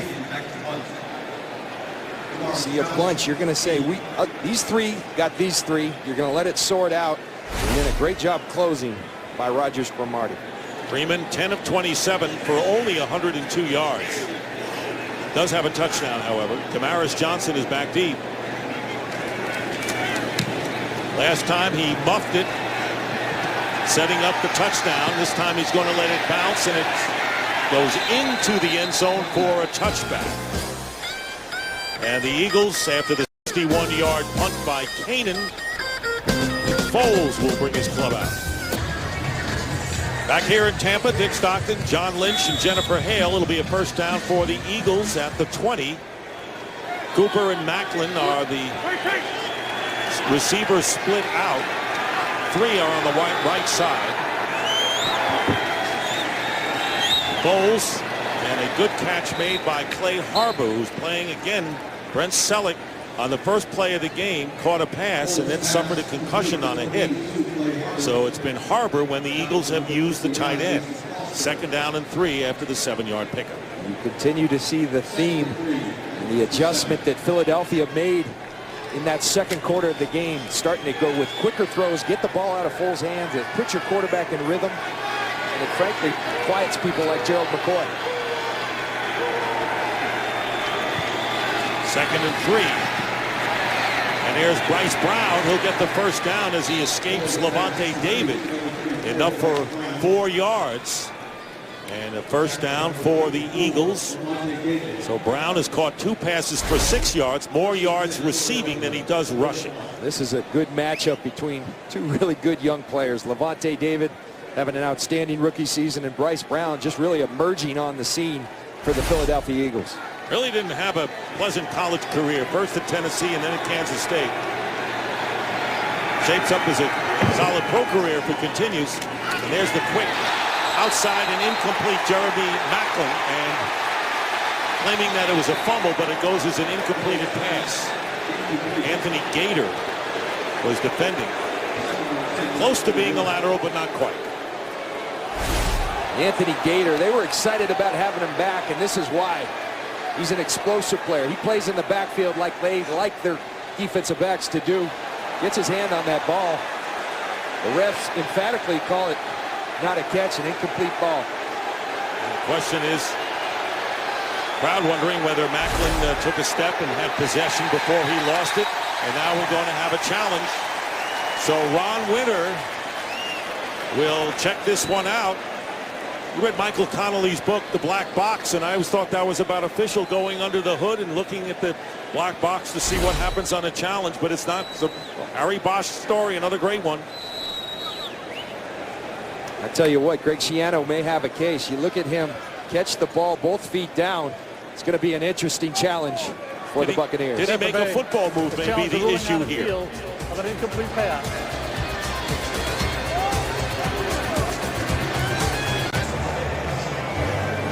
All right, there was a challenge by Greg Schiano. Here's Ron Winter. Because the ruling on the field was an incomplete pass, the play cannot be challenged. Tampa Bay is not charged with a timeout. They're not charged with a challenge. So, Mike, why did they go through the motions? Mike Pereira. They should not have gone through the motion. The one thing, this actually, the play can be challenged, but it cannot be converted to a catch and a fumble, giving the ball to the defense. So really, on the field, immediately, they should have told Schiano, you can't challenge this play. We can't review the play. Whether it's a catch, fumble, or not, the one thing, it's not a fumble play where you can convert a down by contact ruling to a fumble. It's a ruling of incomplete pass, which then you can't convert to a fumble and recovery by defense. All right, Mike, thank you very much for clarifying it. And here is Foles, and Foles will be tackled by Levante David at the 31-yard line. The Eagles have to get to the 41. And the 5th sack of the game for no gain on the rookie quarterback. A challenge, that's what they refer to as much ado about nothing. Right. They went through the motions, but it was never challengeable as Mike Pereira on it once again. Once they say incomplete, end of story. Unless, you know, there are too many men on the field and you challenge that, which wasn't the case. 3rd down and 10 on the 30. Bucs defense with a 3-man rush looking for a hold, and here comes the blitz on Foles. Gets away from one, and a great play is made by Anthony Gator, knocking the ball away from Jason Avant. Great timing. And Foles very nearly had another completion. Well, they're going to show the 3-man rush. Then they're going to come with a whole bunch of them. 7 end up coming. Foles steps up in the pocket. This is really a good play by Anthony Gator, who's made a couple on that series. Gator just coming back, as you said, Dick, from the IR list. Had an injured hamstring, and he's paying dividends for the Buccaneers. Out of Florida International. Had a hamstring in preseason, so Matt McBriar will be kicking this to Roscoe Parrish. Earlier, the 31-yard punt return, longest of the year. This time gets very little. So the Buccaneers will take over with 3:14 to go in the 3rd, trailing by 3. And a chance to call ** NFL to download NFL Mobile now and get coverage of every NFL game. Well, this is why the Buccaneers have been able to come back. You talked all about it, John. Miscues, the false start, making it a 58-yard try. Duffy nearly made this one, but Henry missed at the half, and then a muffed punt by Damaris Johnson, and giving the Eagles a chance Henry missed another field goal, and that's why it's 10-7 right now. And the Buccaneers, who need this win to hang in there in the wild card derby. Special teams miscues have really hurt the Eagles. Here's Doug Martin on first down, pushes the pile and gets nearly 5. Dick, those are self-inflicted wounds. The Buccaneers aren't doing anything when they jump off sides, false start. When they muff a punt, those are self-inflicted wounds, and nothing will beat you quicker in this league than those type of mistakes. Second down and 6, 4-yard pickup. The Buccaneers have dominated teams in the third quarter, not last week. And the Broncos had a 21-0 edge. Catch made by Jackson, trying to get the first down. I don't know if he did. It'll be close. And hanging on him was Rogers Cromartie and Jamar Chaney. This is one thing that you see with the Buccaneers and Josh Freeman and his wide receivers. Andy Reid talked about it. He has so much trust in his wide receivers. A big body, doesn't hesitate to throw the football. You think Rogers Cromartie might have an opportunity to drive on that ball, but he's got so much trust in Vincent Jackson, who stands 6'5" and 230 pounds. We had him last week, Dick. He came in the room. Looks like a defensive end. At least. Well, at extra size, hoping to get that first down for Tampa Bay. First down at the 33, and here is Martin upended. And a superb play made that time by Colt Anderson and Cullen Jenkins. You like to see a guy like Colt Anderson, a special teams player, and watch him come in here like he's covering a kickoff. Flies into your screen, undercuts Doug Martin. That's good aggressive play by Colt Anderson. There he is, coming from the secondary. I like that. Colt Anderson. Third career start today for the injured Kurt Coleman. There's a pass, and Jackson makes the play and gets up, but he was ruled down by contact at the 25. Boy, talk about using full extension with his size. A 40-yard play. We told you about the formula. They're going to throw the ball downfield when they throw it, and they love these big wide receivers as well they should. Vincent Jackson having an outstanding season, has another outstanding play for the Buccaneers. And the Tampa Bay Buccaneers, and this will be incomplete pass to Doug Martin with 48 seconds to go. Good pressure by Curry. We go back to that last play. Not real fancy routes, a little bit of an outcut, then gets to the post. Just a good throw, and Vincent Jackson goes up and attacks the football as well as anybody in this league. Coming over from San Diego and playing AFC West teams. His former foes now on the sideline. Underwood comes in, second down and 10 at the 27 of the Eagles. Here is Martin changing direction, and Freeman is out there as a blocker and does a job on Asamoah. Josh Freeman, who's got some size himself, sets a block and perhaps a 10-yard gain for Doug Martin. You know what this does as much as anything, aside from allowing Doug Martin to get some more yards, he gets credibility in that locker room. When you see your franchise quarterback going downfield and blocking defensive backs downfield, that's good time. That's big time stuff by Josh Freeman. And Martin starting to feel it here in the second half, has 69 yards on 15 carries. That's an average of more than 4.5. It'll be 3rd and 1. They gave him 9 on that one. Ball on the 18. Play action for Freeman. Has time. Throws it. Incomplete. Flag is down. Stocker, the intended receiver, but a penalty marker down in the end zone. Nate Allen, the strong safety. There's Stocker coming into your screen, and you see Nate Allen. He's got his hands inside on Stocker. The back judge is right there. Too much contact for his liking. These safeties have struggled all year long, and it continues for the Philadelphia Eagles safeties. There are 2 fouls on the play. Personal foul, offense number 62. Pass interference, defense number 29. By rule, those penalties offset. Replay, Third down. So Ted Larson with the penalty for the Buccaneers, and that'll nullify what would have been a first and goal situation for the Buccaneers. It'll still be 3rd down and 1.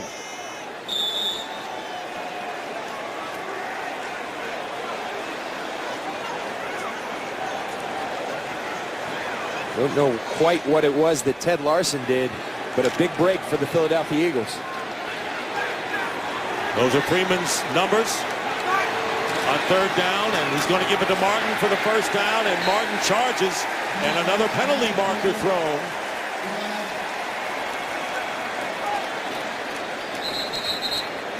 Martin may have had enough for the 1st down pending the call. In fact, he would have by plenty, got to the 16. Personal foul. Grasping the helmet opening. Defense number 75.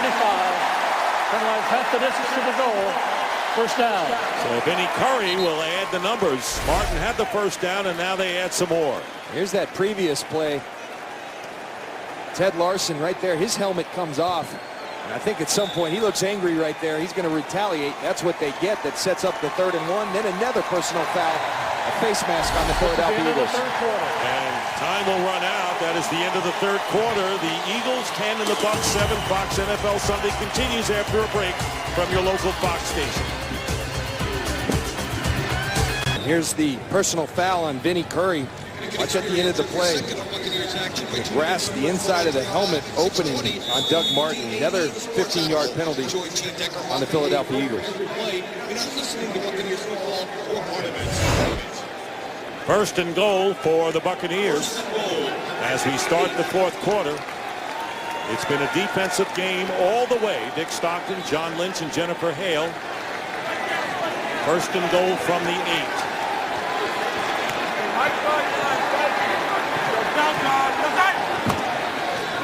Doug Martin. First man to get him was Kendricks. Flag down. Nothing there. Illegal shift. 2 men moving prior to the snap. Did not reset. 5-yard penalty. Repeat 1st down. These are these dead ball fouls when you have 1st and goal or in the red zone that really can come back to haunt you. Self-inflicted wounds now for the Buccaneers. Confusion on that. Taekwon Underwood came off the field. They sent him back on. He was mixed up on the formation, and it results in a penalty. So now 1st and goal, but now from the 13.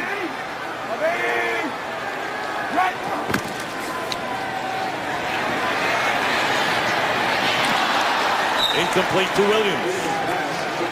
2nd and goal. Well, the last time the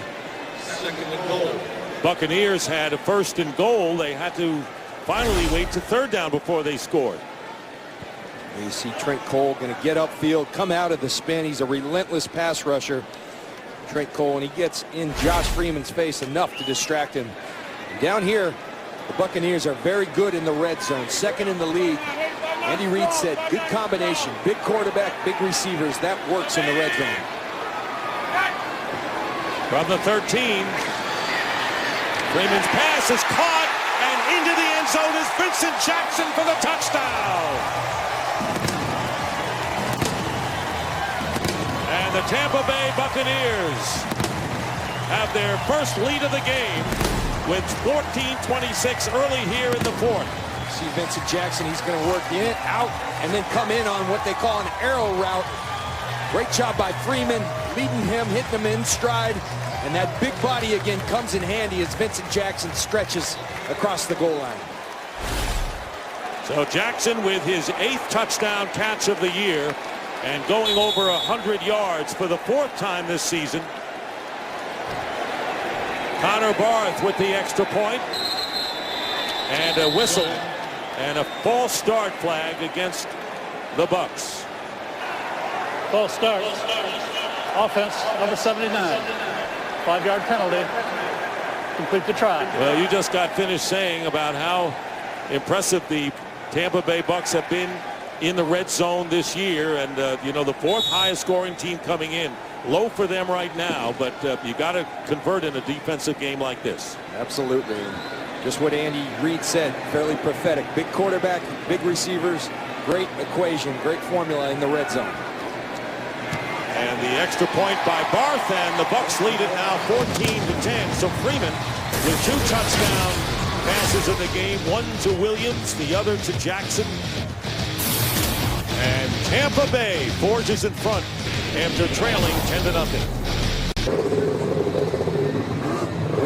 And we're back here in Tampa, and the Buccaneers take care of business. You know, other teams, you can look at scoreboard watching all you want, but you win your games, you don't have to worry about the scoreboard watching, do you? Tony Dungy used to always tell us here in Tampa, take care of your business, and it will work out the way you want it. That's what they have to do. They're in the hunt. Just keep winning.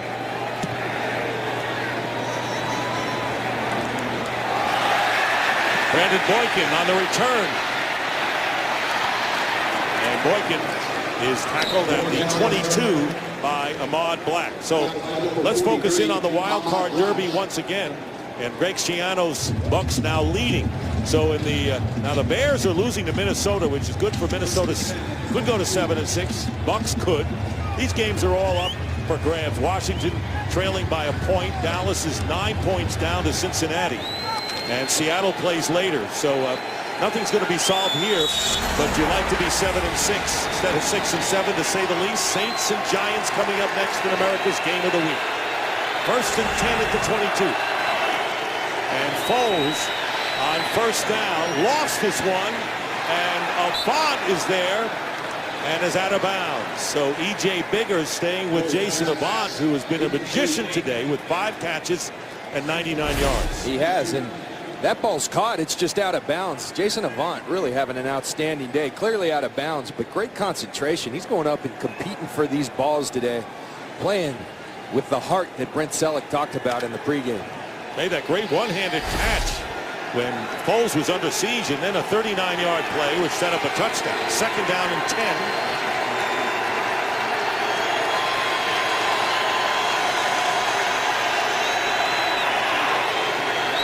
Bryce Brown, really hasn't been able to do much. Mason Foster right there.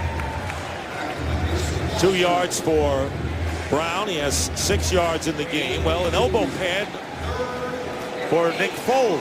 What do we know about it, Jennifer Hale? Hey, Dick. Nick Foles has a contusion on that elbow. Nothing to worry about, nothing serious, but it is painful, so the Eagles went ahead and gave him an elbow pad to cushion it. Good observation, Jen. Seeing the little things. 3rd down and 8. From the 24. Dion Lewis for protection. And Foles and Biggers knocks the ball away from Jeremy Maclin. And that'll bring up 4th down. The Buccaneers of late have been in position but not making plays the last couple of games. Today they're finishing. We've seen it with Gerald McCoy at the D-line. We've seen the defensive backs, Gator and Biggers, finishing plays. And when you do that, good things happen. McBriar will be kicking, and Parrish back deep for Tampa Bay.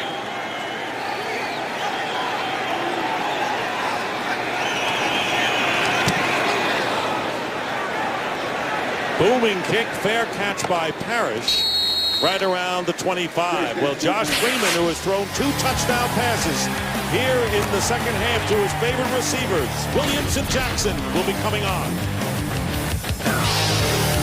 1st down for the Buccaneers, and what a difference between halves. Remember last week, the Broncos and Manning, 21-0 2nd half. This time Tampa Bay's had a good 2nd half. Absolutely. Josh Freeman starting to get that rhythm we were talking about with Nick Foles in the 1st half. 1st down for the Bucs on their 25. Doug Martin on the pitch. And here's Martin. And Doug Martin breaks Cadillac Williams' record for the most rushing yards by a Bucs rookie. He needed 73 going in. Here's Cadillac Williams, 2005, and he set the team rookie record in so many ways. And an injury-plagued career, didn't he? He sure did, but what a fantastic. You remember when he burst on the scene and John Gruden ran him about 40 times a game, but he was running hard, as is this young man, Doug Martin, an outstanding young football player for the Buccaneers. 2nd down and 3. at the 32-yard line. And there's the pitch on the option to Martin. He gets the first down and goes out of bounds. So Martin, tackled by Anderson, he goes out of bounds. You know, great reunion today with John Gruden and everything. But I want to know what happened when, you know, as we see that last play, when John Gruden took over as head coach of the Tampa Bay Buccaneers. What was it like in that first practice, John? Just asking. I'd never seen or heard anything like it. The first practice, excuse me, he meets me on the field and says, the first play, I'm throwing a slant right by your right ear. And I said, I didn't know you played quarterback. And he said, well, I do on this team. And right then, we knew we were going to have some fun. Some fun offensively to go with that defense. And a good hit made by Rogers Cromartie on Luke Stocker. And the pass is incomplete. But that was a welcome from John Gruden, the offensive guy, against your great defensive stalwarts. A little, we talk about culture shock, going from Tony Dungy, one of the most mild-mannered, never said a swear word in his life, and we get John Gruden in there telling me I'm buzzing, slant right by your left ear. But that competition made us better, made us great, and we did special things that year, to be sure. Obviously, second down and 10 at the 43. And here is Martin up the middle, nothing, maybe a yard, met by D'Amico Ryans and company.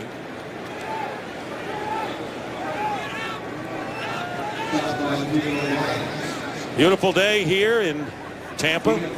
Capacity crowd, and knowing that this was going to be a great celebration honoring the 2002 Super Bowl champions. And of course, the team you had to beat to get to the Super Bowl were these Philadelphia Eagles. And they were a great team. Donovan McNabb, Brian Dawkins, Troy Vincent. So many wonderful players on that team. Guys I respect to this day. Third down and 9. Freeman takes off, gets the first down to the 41-yard line of Philadelphia. He picks up 13 on that scamper. And the Bucs remain in business. See, Josh Freeman, this is a skill that he has. He doesn't use it all the time, but when he does, he moves extremely well. Doesn't look like he's moving too fast, but you see him outrunning Trent Cole. That comes in handy. That moves the chains for Tampa Bay. 2 carries, 13 yards for Freeman. First down at the 43 where they mark it. And here's Martin. Martin with a burst off right tackle, getting to the 40.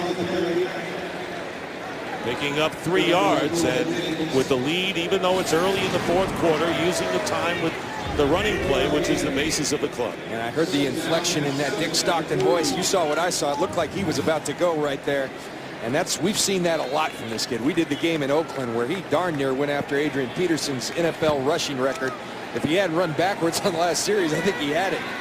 What a game to have in your hometown. 251 yards and only beginning to tell the story. 2nd and 7.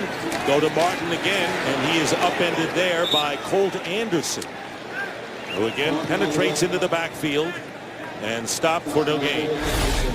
Watch Colt Anderson coming from that safety position.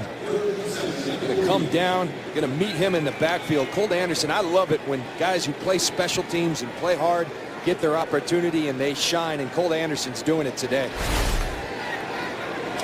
3rd and 7 for the Bucs.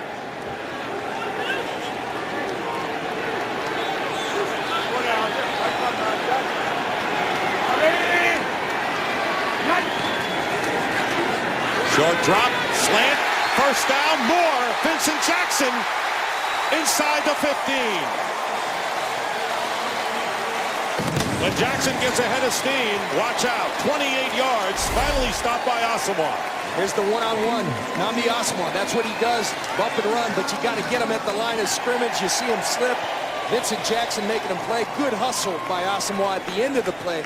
If you're going to get beat, get up and hustle, go make the tackle, and Asamoah does just that.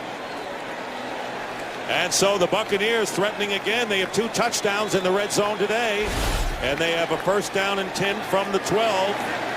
This is where they like to move Jackson to the slot. They go to Martin. Martin inside the 10 and brought down.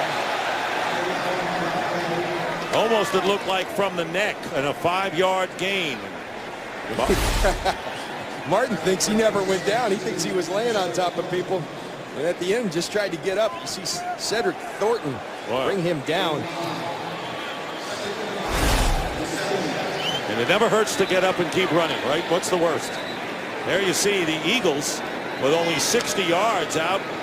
Gain 205 to 60 in a big second half for Tampa Bay, trying to add to their 4-point lead. Second down and 5. Here is Martin. And Martin loses the ball, perhaps. Not sure if it was jarred loose. Gets to the 4. And apparently held on to it. Now we have under 8 minutes to go. I don't think it was the ball. I think it was Doug Martin. He just keeps churning those legs. He is so good at contact. Puts his hand down, continues to fight for yards. Fun to watch this guy run. And the 4th 100-yard game of the season for Martin after getting into the 50s in the last 2 games.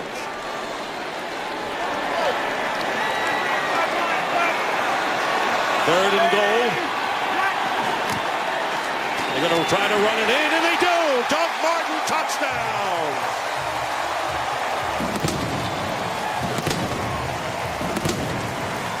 Well, the rookie has come alive again after 2 off games. Doug Martin now with 105 yards and a big touchdown for Tampa Bay. You see a nice hole. I said earlier, you get this young man space and he will make you pay. Look at the ball security, high and tight, getting into that end zone. They've got a keeper in Doug Martin from Boise State. Connor Barth on for the extra point. 4th 100-yard game this year for the rookie, Doug Martin. And it is now 21-10. Someone asked him, what about the Super Bowl 10 years ago? And he said, you know what? I was into basketball then. I wasn't following football. Sure is now.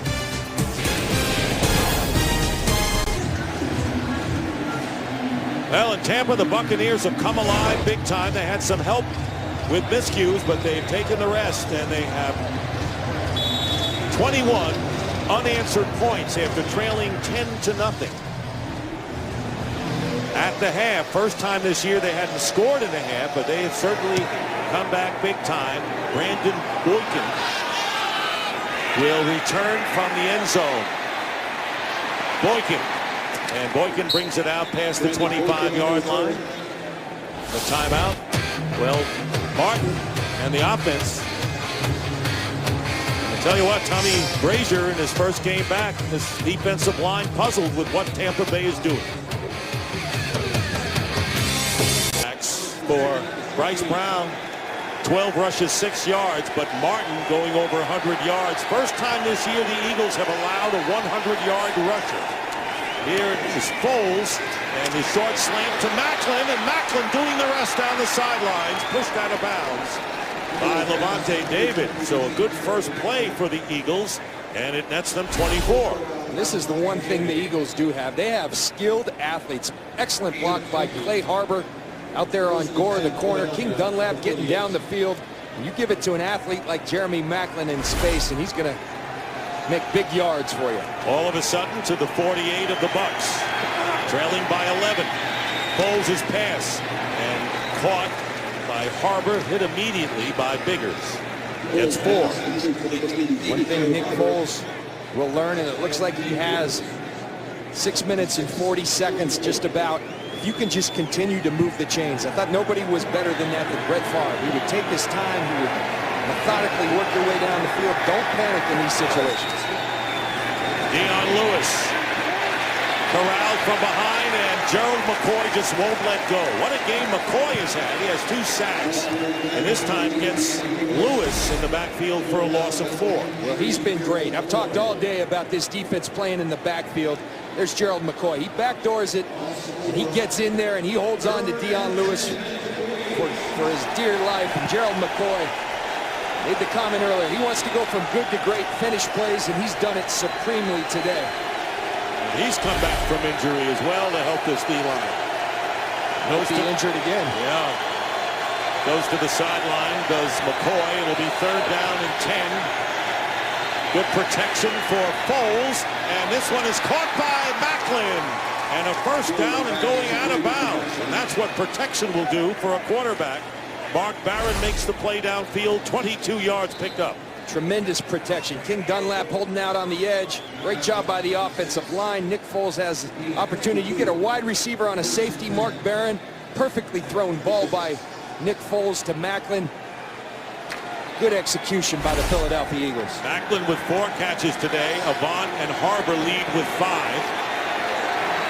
First down at the 26 of Tampa Bay. And this caught by Avant, and it'll be a first down inside the 15.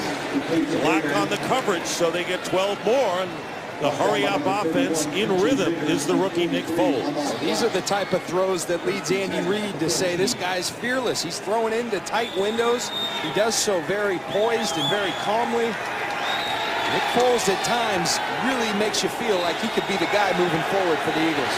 Avant 111 yards on 6 carries. He's over 100. And Foles has his yardage mark of the rookie year. Had it last week, beat it this week, and this time not taking any chances, throws it away.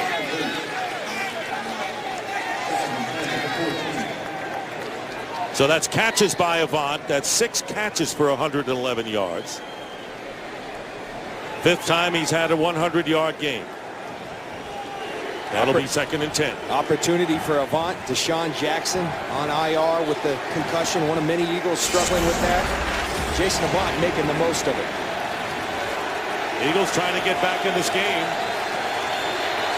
And a touchdown here will do just that with 4:40 to go. Can't waste much time. And there's the pass caught.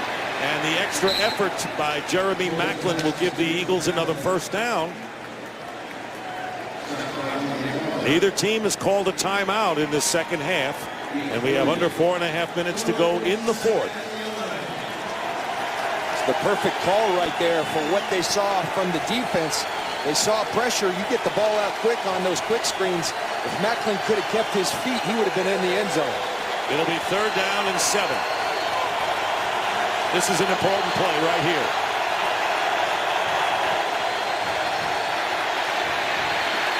Foles throws, caught, touchdown, Clay Harbor. If the Eagles don't make it and have to try a field goal, they're down by 8. But now they get the touchdown. And now it's 21-16 and going for 2. Again, Foles, we talked about the theme, stepping up in the pocket. Once you step up, then you can slide, extend the play. Eyes downfield, and a strike to Clay Harbor. And Harbor, with his 2nd touchdown catch of the year, caught the winning score against the Browns opening game. Now going for 2.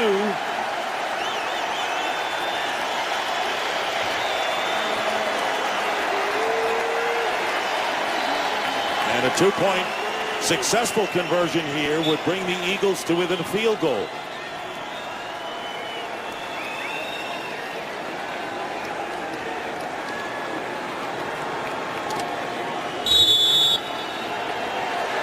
Riley Cooper is their version of the bigger receiver. They're going to isolate Cooper up here. Wouldn't be surprised if they gave him a one-on-one opportunity. And here's Foles. Chase and doesn't make it. Trying to get it to Lewis, but he had Daniel Teo-Nesheim holding on to him from behind. So the Eagles do not convert the 2-point conversion. And the Buccaneers knew what I knew. They were going to be looking for Riley Cooper, so what do? They double him, his old teammate from Florida, Ahmad Black, on Riley Cooper. And very little chance here, so instead of a field goal to make it the 3-point game, or instead of the 2-point conversion, now they need a touchdown. And with just under 4 minutes to go in the game, you know that Doug Martin will figure big here. Well, Fox tonight, Animation Domination has an all-new night of young love and cool cats. It's The Simpsons, Bob's Burgers, Family Guy, and American Dad, starting at 8, 7 Central tonight on Fox.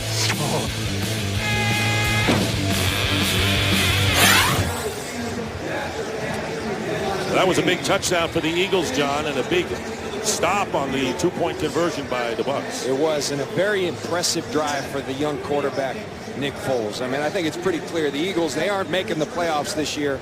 but they're playing to try to see, all right, who's our guys moving forward that we can build around. Nick Foles is someone they like. He's demonstrated why they like him today. I think he, as Andy Reid said, is proven fairly prophetic. He gets better each time you see him play. 27 completions in 40 attempts, 323 yards. He had his rookie high of 251 last week.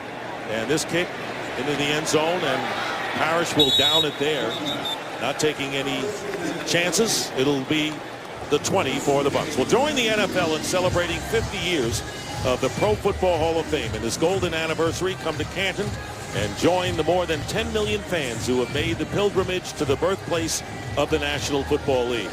Visit ProFootballHOF.com for more details. And this summer at the enshrinement ceremony, the Hall of Fame, in celebration of its golden anniversary, plans to have the largest reunion of Hall of Famers ever assembled in one place at one time. More than 130 are expected to attend. First down for the Bucs from the 20. Try to use as much clock as they can. Here's what Doug Martin gets a good opening. And Martin, second effort, may have the first down. Good block by the center, Ted Larson. And it will be a first down for Tampa Bay. You hit it. Watch Ted Larson. This is hard to do. He's going to pull out from the center position and kick out Colt Anderson. That's agility, and you see Doug Martin, the beneficiary of a great block by Ted Larson, the center. And a good head fake right there at the end. 25 carries, 116 yards. Eagles have all 3 timeouts remaining. But using the clock here with Martin again, and Martin getting about 4. And we'll have a timeout called by the Eagles, their first, with 3:08 remaining. Timeout, Philadelphia, their first, a 30-second timeout. For the Buccaneers, Freeman coming alive in the second half with 2 touchdown passes. Doug Martin going wild after a 2-game slump, kind of, with 120, and Vincent Jackson, another huge game, going over 100 for the 4th time.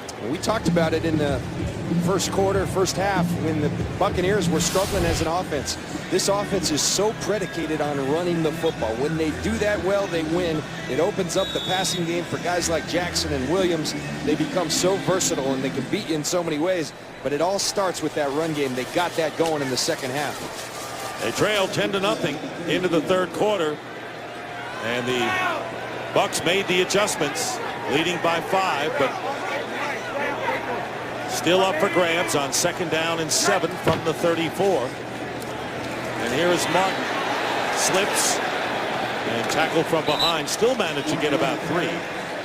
And a flag goes down. Penalty flag down.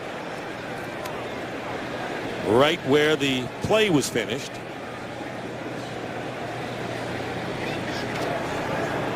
Holding.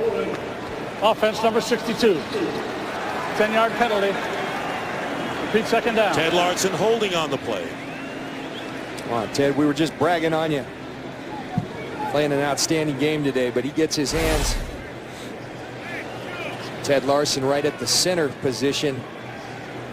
He's going to pull again. It worked last time, so let's do it again. That time he gets a handful of Colt Anderson. So it'll be 2nd down and 17. The Eagles looking for a stop. Still have 2 timeouts remaining, and then getting one last chance to get the touchdown to pull this one out and end an 8-game losing streak. Here is Martin. And Martin spending away. And Doug Martin getting some extra yards, brings it out to the 33. Nate Allen, the strong safety, after the 9-yard pickup by Martin. And the Eagles will call their 2nd timeout. And this is what you love about Doug Martin. Good running backs do it. They don't go down on the first hit. Watch him spin out, get those extra yards, and those are the difference so many times in games. And for a game break, let's check in now with Patrick O'Neill. Thank you, Dick. Well, the Cowboys, along with the Buccaneers, at 6-6 and chasing a wild card berth. And there's Tony Romo to Des Bryant, cuts the Bengals lead to 19-17. Cowboys have the ball now, and time permitting, we'll take you to that game at the conclusion of yours. Dick and John? All right, Patrick, thank you very much. So 2:55 to go, and now the Eagles are down to their last timeout. It'll be 3rd down and 8. Doug Martin has carried the ball 6 straight plays for the Buccaneers. Make it 7, and will be stopped for a loss of 1. And the Eagles will call their 3rd and final timeout. But it'll be a punting situation for the Buccaneers. They'll have to kick it away, and Andy Reid looking up at the scoreboard, looking at what the time means. Philly will get another chance, but we'll have no timeouts, John. An excellent play by the rookie first-round draft choice Fletcher Cox, bringing down Doug Martin. And now we talked about how impressive that last drive is. Nick Foles is going to have his opportunity to go win a football game on the last drive of the game. 2:51 to go. Greg Schiano, his team looking to go 7-6 on the year. They won 5 out of 7 before losing last week.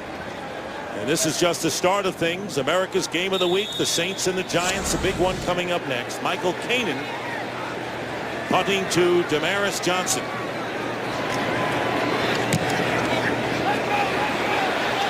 And it'll go out of bounds. See where they mark it with 2:44 to go. And it's going to be good field position for Philadelphia. It's going to be marked at the 37. So a 30-yard punt. So Nick Foles, the rookie, coming on, looking for his first victory as an NFL quarterback. He is 0-3, this being his 4th start. And his team will start from the 36, needing a touchdown and no timeouts remaining. Well, here you go. You want to endear yourself to the people of Philadelphia, all the Eagle fans. Go win yourself a football game. The young man's been extremely impressive. We'll see if he can finish.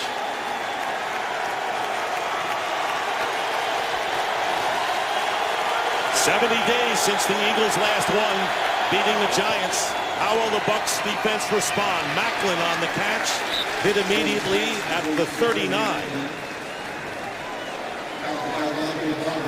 Rondé Barber coming in to make the play after a pickup of 3. They'll have the stoppage at the 2-minute warning, of course. 2nd and 7.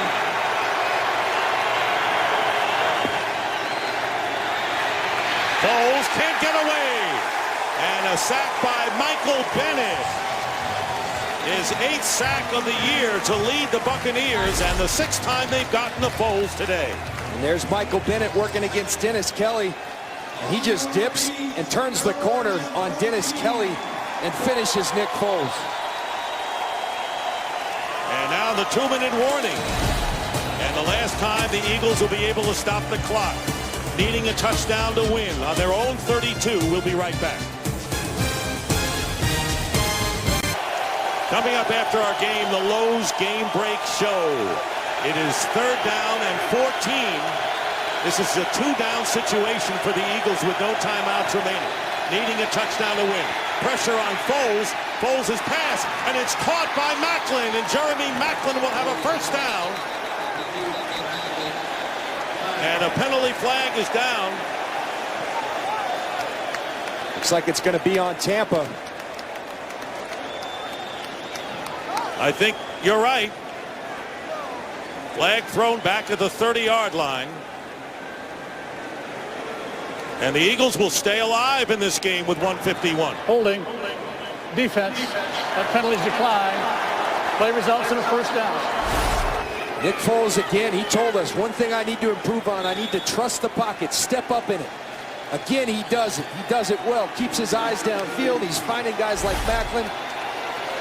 Getting better is Nick Foles. 23 yards on that one. He's 9 of 13 on 3rd downs and turning the other way, and a flag goes down. Marvin McNutt covered by Danny Gorer. And let's see whether Gorer gets called for a hold. Holding. Defense number 36. 5-yard penalty and a 1st down. And it will be a 1st down on the holding call against Danny Gorer. There's Danny Gorer working against McNutt. And he gets it. It's a quick yank, but it's a yank. Good call by the official. Remember, Tampa Bay lost Eric Wright. He's been suspended. And Akeem Talib was suspended now with New England, so they lost 2 corners. And now first down at the 40 of Tampa Bay. No timeouts remaining for the Eagles. 1:47 to go. Here's Foles going up on top and leading Riley Cooper a little too much. And it'll be second down. That time, Gerald McCoy might have been shaken up earlier, came back, and he put some pressure on here. You look at that, the right read by Nick Foles. Nobody in the middle of the field. The Buccaneers sell out to try to get pressure, and Jeremy Macklin's the guy. Both of them wide open. Just an overthrow, and credit to Gerald McCoy for busting in and pressuring Nick Foles. Boy, those hurries, sometimes better than sacks, John. Force someone to get rid of the ball quicker. 2nd and 10. Eagles need a touchdown to win. Here's the pass, incomplete. No Eagle receiver in the neighborhood. And that'll make 3rd down and 10 coming up for Philly. Eagles out of timeouts, needing a touchdown with 1:35 on the clock. Foles has been outstanding on 3rd down all day. 9 of 13, 161 yards. Conference with the officials. Quarterback is in the pocket. There's a receiver in the area. There is no foul for intentional grounding. So just to clarify, no flag was thrown. And no intentional grounding because Foles was in the pocket. So again, the Eagles have 2 downs to try to keep their hopes alive here. 3rd and 10.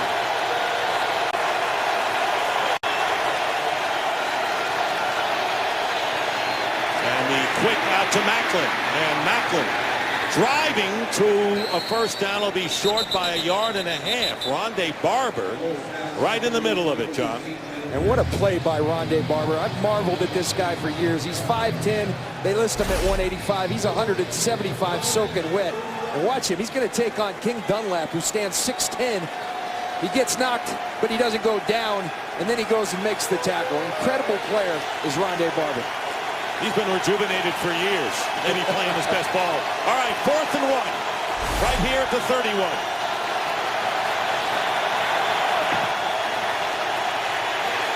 Foles will run. And Foles will get the first down to the 28-yard line. Keep the hopes alive. Under a minute to go, 42 seconds. Nick Foles, his legs have come in handy on many occasions today. Now he's going to clock the football. 35 seconds left, partner. This is a good one. And Nick Foles bringing the team back close. Here he is. He ran for a touchdown earlier from 10 yards out. He runs for the first down here. And looking for his first win. On the field at the snap. The 5-yard penalty. And a 5-yard penalty will be tacked on. 12 men on the field against the Buccaneers. Remember, they had that problem last week against Denver. That was Peyton Manning got him. Now Nick Foles gets it. So they'll place it at the 23. You see Teo Nessheim doesn't quite get off.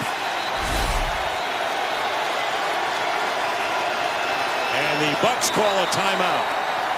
Timeout. And a smart timeout here. They have 3 left and might as well set up what they want to do defensively, John. Bryce Brown came back on the field. We hadn't seen him in a while because they used the extra receivers. Previous play will be reviewed. And they're going to review that last play. It's a booth review. Going to review whether Teo Nessheim got off the field or not, but I think we showed it when the ball was snapped. He was not off the field. Well, the Eagles special teams, 2 missed field goals, and of course a false start before one of them. A muff punt leading to the first Bucs touchdown really opened the floodgates for them, and Doug Martin has exploded to the tune of 128 yards and a domination in the second half for Tampa Bay. That's it. And you talked about it opened the floodgates. They were in control of this football game. Tampa was struggling to get anything going, and they allowed Tampa to get back in. Tampa didn't fight their way. Then Tampa got some momentum and got going. So it'll be 1st and 5. They're reviewing to see whether the Bucs did have too many men on the field.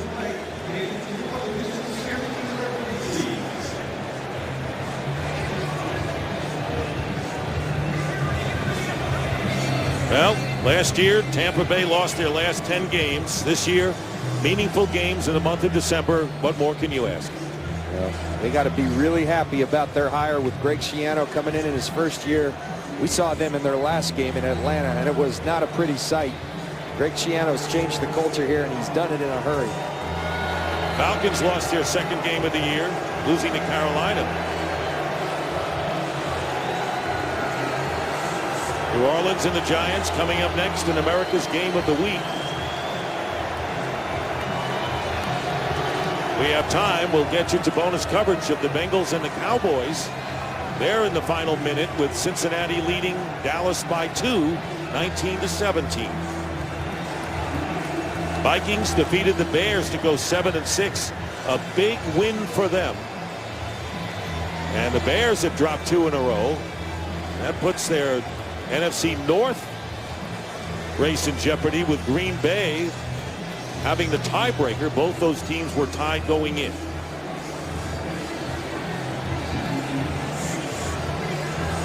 You know what? It really doesn't get decided till the last week. When you think about it. Here's what they're looking at.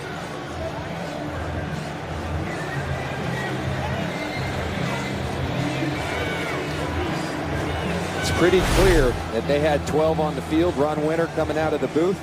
Been a long review there.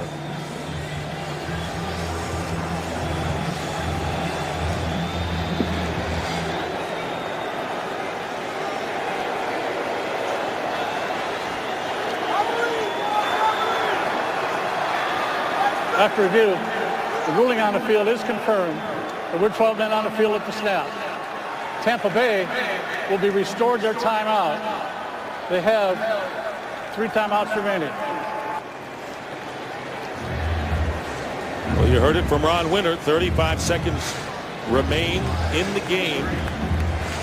And it'll be 1st and 5 for the Eagles on the Bucs 23. Bryce Brown, we said, is in the game. Riley Cooper is to the top of your picture. Here's Foles, incomplete, trying to get it to Cooper. That was thrown well short. And it'll be 2nd and 5. Because of the size of Riley Cooper, we've seen on a couple of occasions they get down close to this red zone and they're going to double Riley Cooper. That should leave guys like Macklin and Avant singled up. Cowboys came back and beat the Bengals 20-19. So Dallas now 7-6. Big win for them. Here it's 2nd and 5 for the Eagles. Foles with time, trying to make a choice and throwing it out of the end zone. And it was Cooper who pulled up on his route. And now 3rd and 5. That was Mont Black. He had help from Danny Gora back there. And 3rd down and 5. And once again, the Eagles have 2 plays, although time is starting to be a big factor against them here. See Riley Cooper got the press coverage, but you're going to have a safety over the top of him again. Ahmad Black over the top, helping out the corner. It's Jason Avant in the slot. Now it's Macklin that's been singled up. 3rd down and 5. Drilling it and nearly intercepting it, which would have ended it as Danny Gora. Marvin McNutt, the intended receiver, and Gora could have ended it right there. Instead, the Eagles get one more shot. 4th and 5. Now look, it's difficult to play quarterback in this league, but Jeremy Macklin wide open right there. Instead tries to force the football into McNutt. We'll see if he convert on 4th down. From the 23. That's how close it was for Tampa Bay to sealing it. They can do it if they stop here.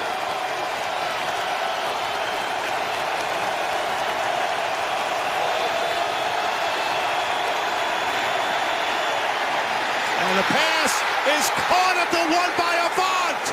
And now 8 seconds left. The clock is running. They've got to clock it.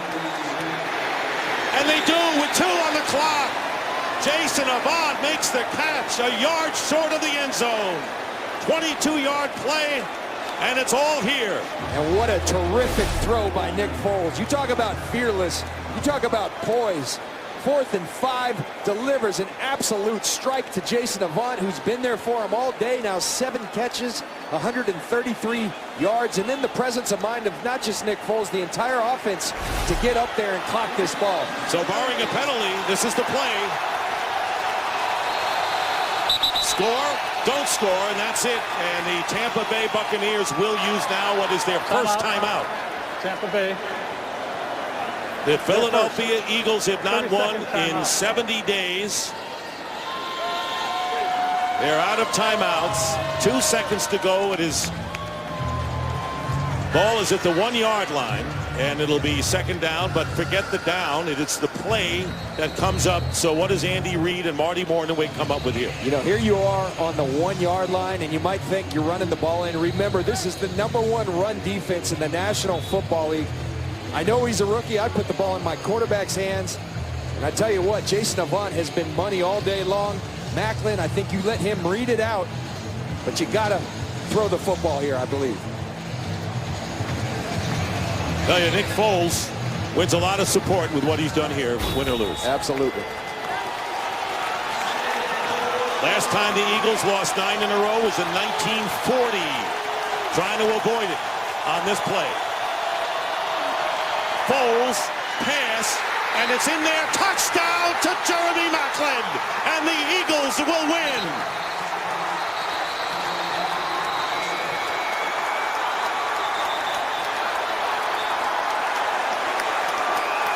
Remember, every scoring play goes to the booth for review. Got to see that one. Right knee down, left knee down. Control. Looks like a touchdown. Excellent throw by Nick Foles. Excellent poise. Great catch and concentration by Macklin. Will be reviewed. And a critical review coming up. And will the Eagles finally end this unmerciful losing streak of 8 games with a fantastic comeback? There's Andy Reid and Deuce Staley. We said it in the open, partner. Their coach is a fighter. He's in battle, to be sure, but he's a fighter. It looks like they have a fighter at the quarterback position as well. Continues to make changes every week. He's gotten younger on offense, may get younger on defense, although that defense really played a strong game, especially the secondary early. 64 yards in 2 minutes and 44 seconds. And the look on Rondé Barber's face tells it all in what would be a heartbreaking loss for the Tampa Bay Buccaneers, who were down 10-0. See Jason Avant, some good sportsmanship. This one's clear, Dick. This is a touchdown. That left foot does go out of bounds, but both knees are down. Controlled by Jeremy Macklin. Excellent play and play call by the Philadelphia Eagles. And here it is again. And if it goes, you would have Macklin with 9 catches for 104 and Avant 7 catches for 133. So after leading 10-0 and then trailing 21-10, they got a big touchdown, missed a 2-point conversion, got the ball back. And that's why you could be 3-9 in this league, and if you win a game, it's the greatest feeling in the world. You saw their huddle before. Brent Selleck imploring his teammates, play with heart, play with dignity, basically saying we don't have anything to play for other than pride for the Philadelphia Eagles franchise, and they did today right to the end, to the very last play, and that young man was front and center, Nick Foles. Nick Foles, number-wise, 32 for 49, 381 yards, and Andy Reid. What a tough year it has been for him, losing his son in the beginning of camp. 2 coaching changes made on the defensive side during the year. If you take a vote, most people would think that he won't be back as coach of the Eagles. He'll be coaching somewhere. Absolutely. And some team will be lucky to get him if he is not in Philadelphia. Here's Ron Winter. After review, the ruling on the field is confirmed. The receiver had two knees down, possession of the ball throughout the process of the catch. By rule, the extra point must be attempted. The Eagles lead 22-21, and they have to try the extra point. So the Eagle conversion team and Alex Henry's on there, but the Eagles end an 8-game losing streak. It was their longest in 42 seasons, 70 days. We chronicled all the things that happen around the world in between these important victories. And for the Tampa Bay Buccaneers, heartbreak. They will drop to 6-7 on the year. Final score, the Eagles 23, the Bucs 21. So for John Lynch and Jennifer Hale, Dick Stockton saying so long from Tampa. Stay tuned for America's Game of the Week after these messages.